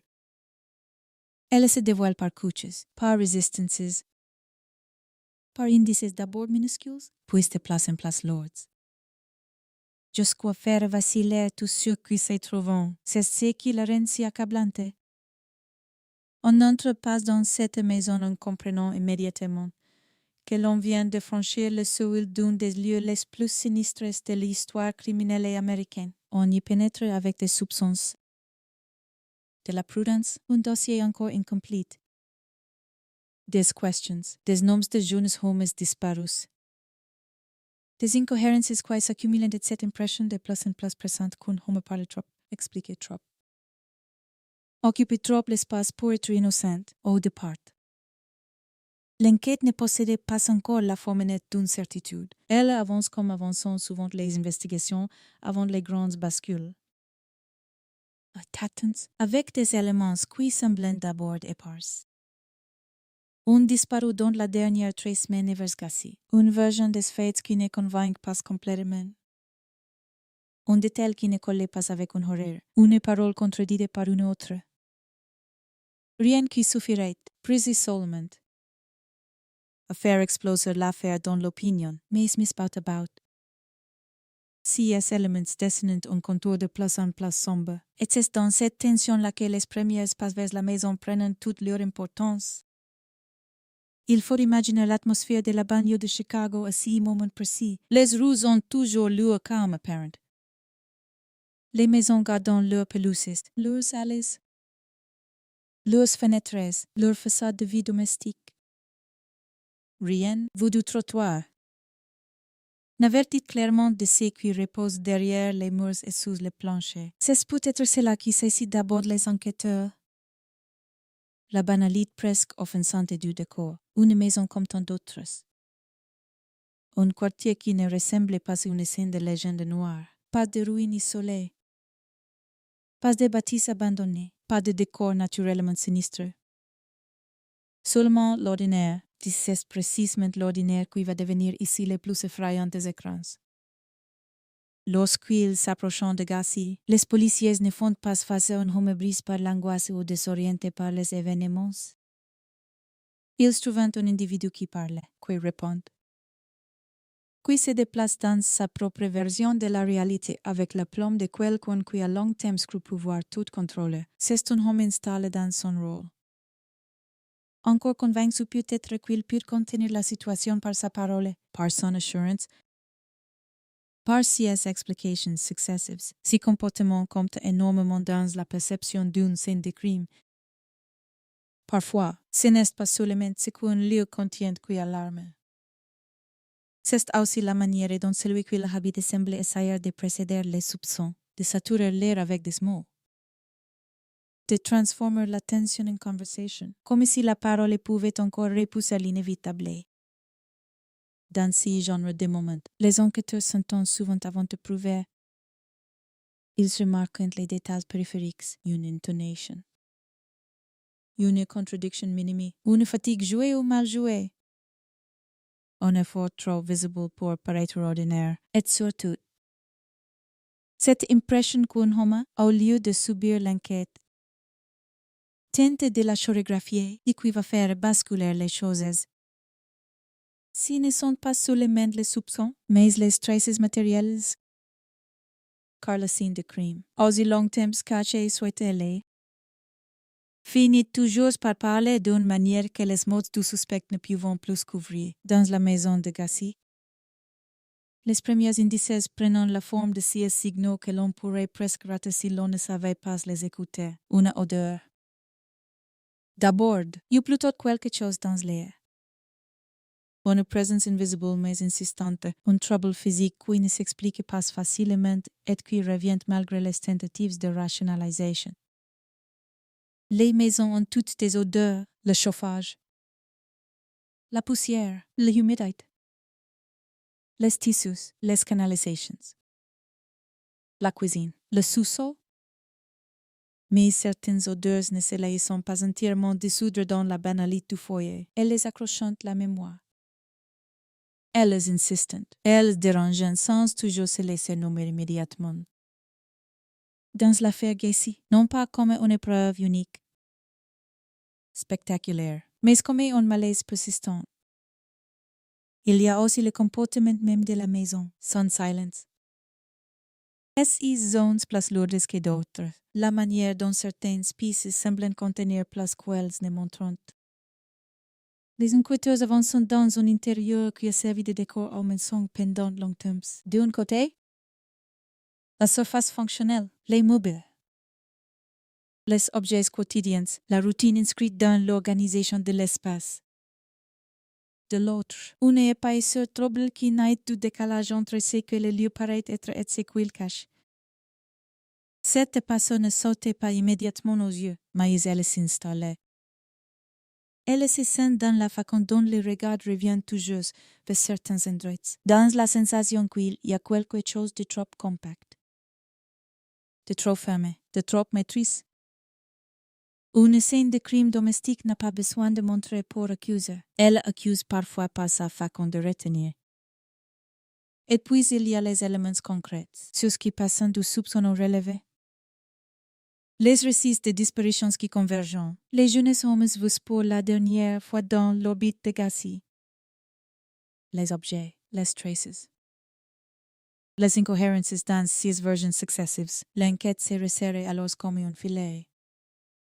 Chaque détail qui, auparavant, pouvait paraître isole commence à faire système. Les policiers ne regardent plus seulement une maison.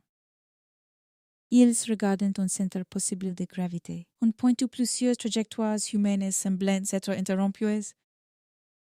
Cette convergence change tout. Le lieu cesse d'être un simple domicile fouillé par précaution. Il devient un organisme suspect. Un espace qu'il faut interroger presque comme on interrogerait un témoin muet. C'est ici que la scène de crime dans l'affaire Gacy prend une dimension presque suffocante. Parce que les premiers indices ne conduisent pas à un seul acte, à une seule nuit, à un seul drame. Ils laissent entrevoir une répétition. Et cette répétition est plus terrible qu'une explosion unique. Elle suggère un usage régulier du mensonge, de l'espace, de la confiance, du sol même de la maison, lorsque la perquisition devient plus profonde. Le regard des enquêteurs change de nature. Ils ne cherchent plus seulement quelque chose qui confirmerait une hypothèse. Ils se préparent à rencontrer pire que ce qu'ils avaient imaginé. C'est un moment très particulier dans toute enquête criminelle. Celui de l'intuition professionnelle. Les faits accumulés et les comportements du suspect se rejoignent pour produire une certitude, encore sans contours précis. On sait qu'il y a quelque chose, on ne sait pas encore à quel point c'est immense. Dans la maison de Gacy, cette montée de l'évidence a dû avoir quelque chose d'étouffant. Le suspect est là avec son visage connu. Ses habitudes sociales, son apparent intégration dans la communauté. Et pourtant, plus on gratte. Plus la normalité s'est décomposée. Les premiers indices deviennent alors les premières fissures d'un monde souterrain. Un espace sanitaire sous la maison, un endroit qu'on pourrait croire purement technique. Presque ingrate, réserve aux tuyaux. À la poussière, aux reparations. À tout ce qui reste sous la vie visible, dans l'imaginaire domestique. Cet espace n'a rien de spectaculaire. Il n'est ni noble ni accueillant. Il est bas, contraint. Obscur, souvent difficile d'accès. Qu'un tel lieu se transforme en réservoir de secrets donne déjà à la scène de crime une brutalité symbolique immense sous la maison. Sous le lieu même où l'on requête, où l'on parle, où l'on fait semblant de vivre normalement. La vérité a été dissimulée. Comme si toute la structure de l'habitation avait été utilisée pour superposer le quotidien et l'horreur. Les policiers qui commencent à s'intéresser sérieusement à cet espace n'ouvrant pas simplement en vue de technique. Ils s'approchent le cœur enfoui du mensonge. Il faut imaginer le changement d'air, la sensation physique du lieu, la gêne qui impose un espace exigu. La lumière artificielle découpant mal les volumes, les ombres épaisses, Le sol, l'impression presque animale d'entrer dans un territoire que quelqu'un a voulu soustraire au regard humain. Les scènes de crimes les plus terribles ne sont pas toujours les plus théâtrales. Elles sont parfois les plus basses. Les plus étroites, les plus humiliantes dans leur configuration même. Comme si l'espace participait à l'effacement. Dans l'affaire Gassi, cet espace sanitaire devient très vite plus qu'un simple endroit d'inspecteur. Il devient une accusation structurelle. Il dit qu'il y a eu durée. Il dit qu'il y a eu organisation. Il dit qu'on n'est pas devant une crise incontrôlée, mais devant une utilisation répétée d'un lieu de dissimulation intégré à la vie courante. Les premiers indices. Ici, stade. Non plus rien d'abstrait. Ils se passent. Se matérialisant, deviennent impossibles à repousser. Et avec eux, l'enquête entre dans une zone où la raison doit lutter contre la sidération. Car comprendre qu'un homme a pu cacher des corps sous sa propre maison, dans un quartier ordinaire, d'un continuant à circular socialement, à travailler, à parler, à vivre comme si de rien n'était, demande un effort mental presque violent. Il faut accepter que la réalité est contenue sur la pendant des années. Il faut accepter que des familles ayant attendu pendant que la réponse guissaït si près de la surface. Il faut accepter qu'un espace habité ait servi d'écran à une série d'assassinats. Les enquêteurs, n'ont pas le luxe de s'effondrer. Ils doivent observer. Noter, preserver. Continue, c'est cela aussi. La scène de crime, un lieu où la technique et l'horreur se rencontrent. Là où l'être humain ordinaire voudrait reculer, l'enquêteur avance. Measure, compare. Collecteur, il doit regarder là où le regard se refuse. Il doit transformer l'insoutenable en éléments receivables par la justice. Dans cette maison, les premiers indices ouvrent ainsi sur une réalité d'une ampleur croissante, si n'est plus seulement la disparition d'un jeune homme ou même de plusieurs. C'est la révélation progressive d'un cimetière clandestin au cœur d'un foyer. Et cette révélation change la nature de tout ce qui entoure Gassi. Chaque meuble, chaque couloir, chaque porte, chaque sourire passé, chaque poignée de main donnée dans la communauté, tout semble soudain contaminé par la connaissance nouvelle. Le décor domestique n'est plus neutre, il devient complice par usage. Il a servi, non pas moralement, bien sûr, mais physiquement, spécialement à la perpétuation du secret. C'est ce qui rend cette scène de crime si marquante dans la mémoire collective. Elle n'est pas seulement atroce. Elle est obscènement proche de la vie normale. Les premiers indices n'éclairant pas seulement un crime, ils pulvérisent la confiance placée dans les apparences les plus ordinaires. Au fur et à mesure que les fouilles progressent, une autre vérité s'impose. Le nombre se présente avant de se compter entièrement. Et lorsqu'il commence à apparaître, elle change l'atmosphère morale du lieu.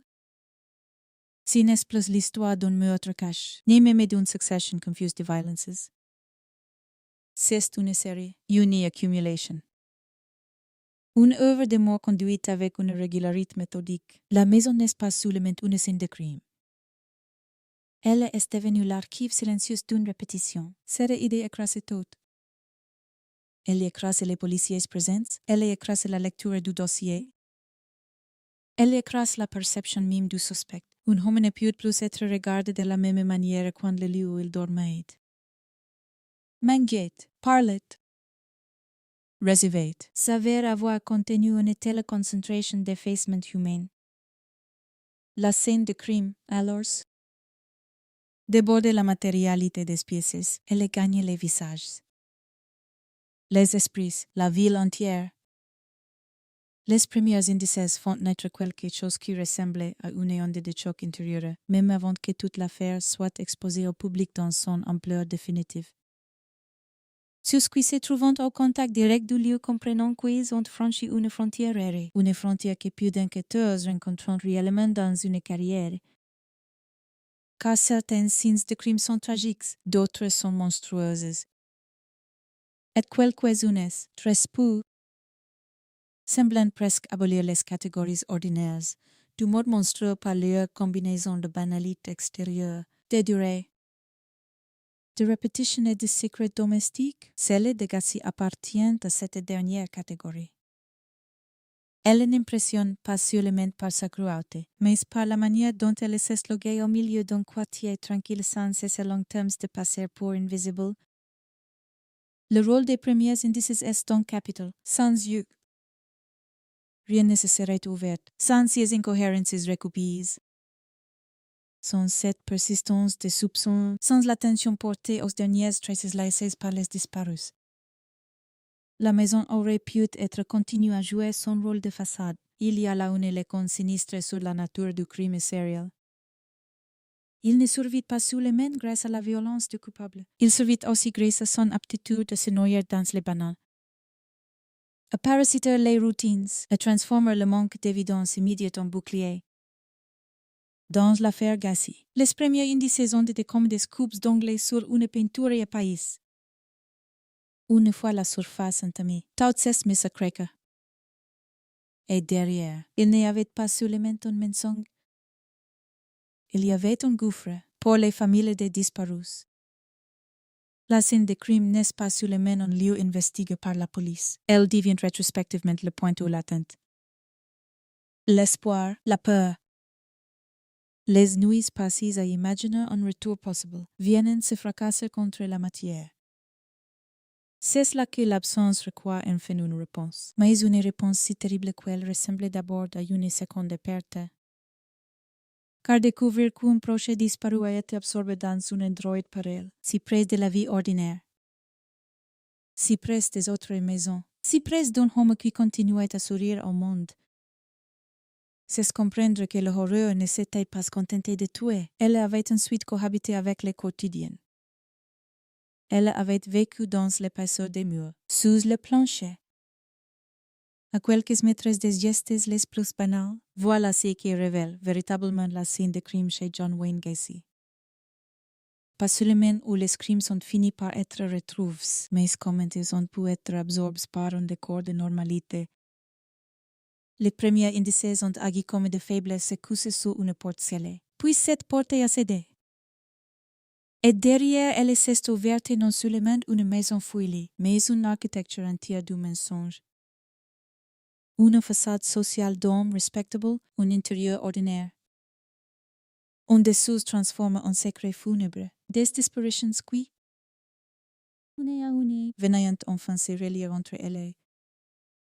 Et des enquêteurs contraints d'avancer dans ces lieux comme on avance dans une vérité trop grande pour être immédiatement pensée. La scène de crime n'était plus une simple destination de perquisition. Elle devenait la preuve matérielle d'une série de trahisons. Trahison de la confiance. Trahison de l'espace domestique. Trahison de la communauté. Trahison de la vie elle-même et les premiers indices. Si Mrs. Quills ayant pu sembler au commencement, vaillant suffit à faire craquer le masque. À partir de là, rien ne pourrait plus jamais redevenir ordinaire dans cette maison. Ni dans les regards portés sur le homme qui vivait, les suspects et l'impasse. Dans l'affaire John Wayne Gacy, ne formant pas une galerie classique de visages interchangeables que l'enquête ferait défiler avant de cocher. L'un après l'autre, les noms inutiles. ICI, l'impasse est plus troublante. Plus et passé, presque plus humiliante pour tous ceux qui cherchent la vérité. Car le principal suspect est déjà là, visible. Installé, bavarde. Ancré dans le décor. Et pourtant l'enquête met du temps à transformer cette présence pesante en certitude irrémédiable. C'est cela qui donne à cette partie du récit sa attention particulière. On n'est pas dans un monde où le coupable surgit de l'ombre à la dernière minute. On est dans un monde où il occupe l'espace depuis le début, au point que cette évidence même retarde presque son identification définitive.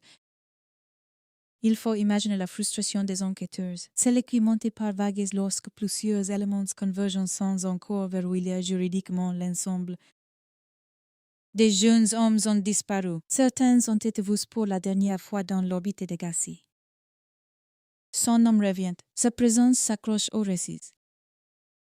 Il y a des horaires qui se recoupent mal, des versions successives qui grincent, des détails qui ne tombent pas juste, et pourtant, entre le malaise qui inspire un homme et la démonstration qui laisse un tueur en série, il y a un gouffre procédural.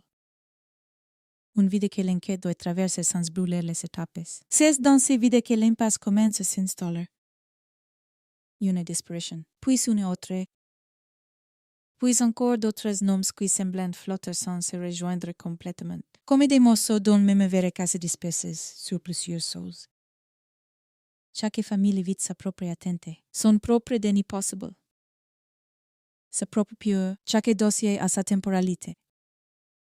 6 témoins, 6 traces, 6 rumeurs, 6 all-time traces. L'enquête est là. Doit tenter de relier ce que la vie ordinaire séparait, ou relier des disparitions de jeunes hommes dans l'Amérique des années 1970 ne va pas de soi. Il faut composer avec la mobilité des victimes, leurs emplois précaires parfois, leurs sorties, leurs relations incomplètement connues des proches, les hypothèses faciles de fugue, de départ volontaire, des conflits familiaux, toutes ces explications provisoires qui ralentissent la formation d'un schéma unique. Le mal, ici, profite non seulement de son camouflage social, mais aussi de la fragmentation du réel. Rien, au départ, n'arrive avec une étiquette indiquant clairement que tous ces silences se rejoignent. Il faut des policiers patients, obstines, capables de supporter l'impression d'avancer dans du brouillard pendant qu'elle le suspecte.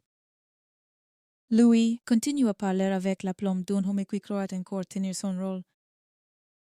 Casey est au centre de cette zone trouble comme une masse trop visible pour être ignorée, trop bien intégrée pour être immédiatement écrasée par la suspicion. Il a pour lui ce que beaucoup de prédateurs comprennent instinctivement, l'avantage moral offert par l'apparence de la stabilité.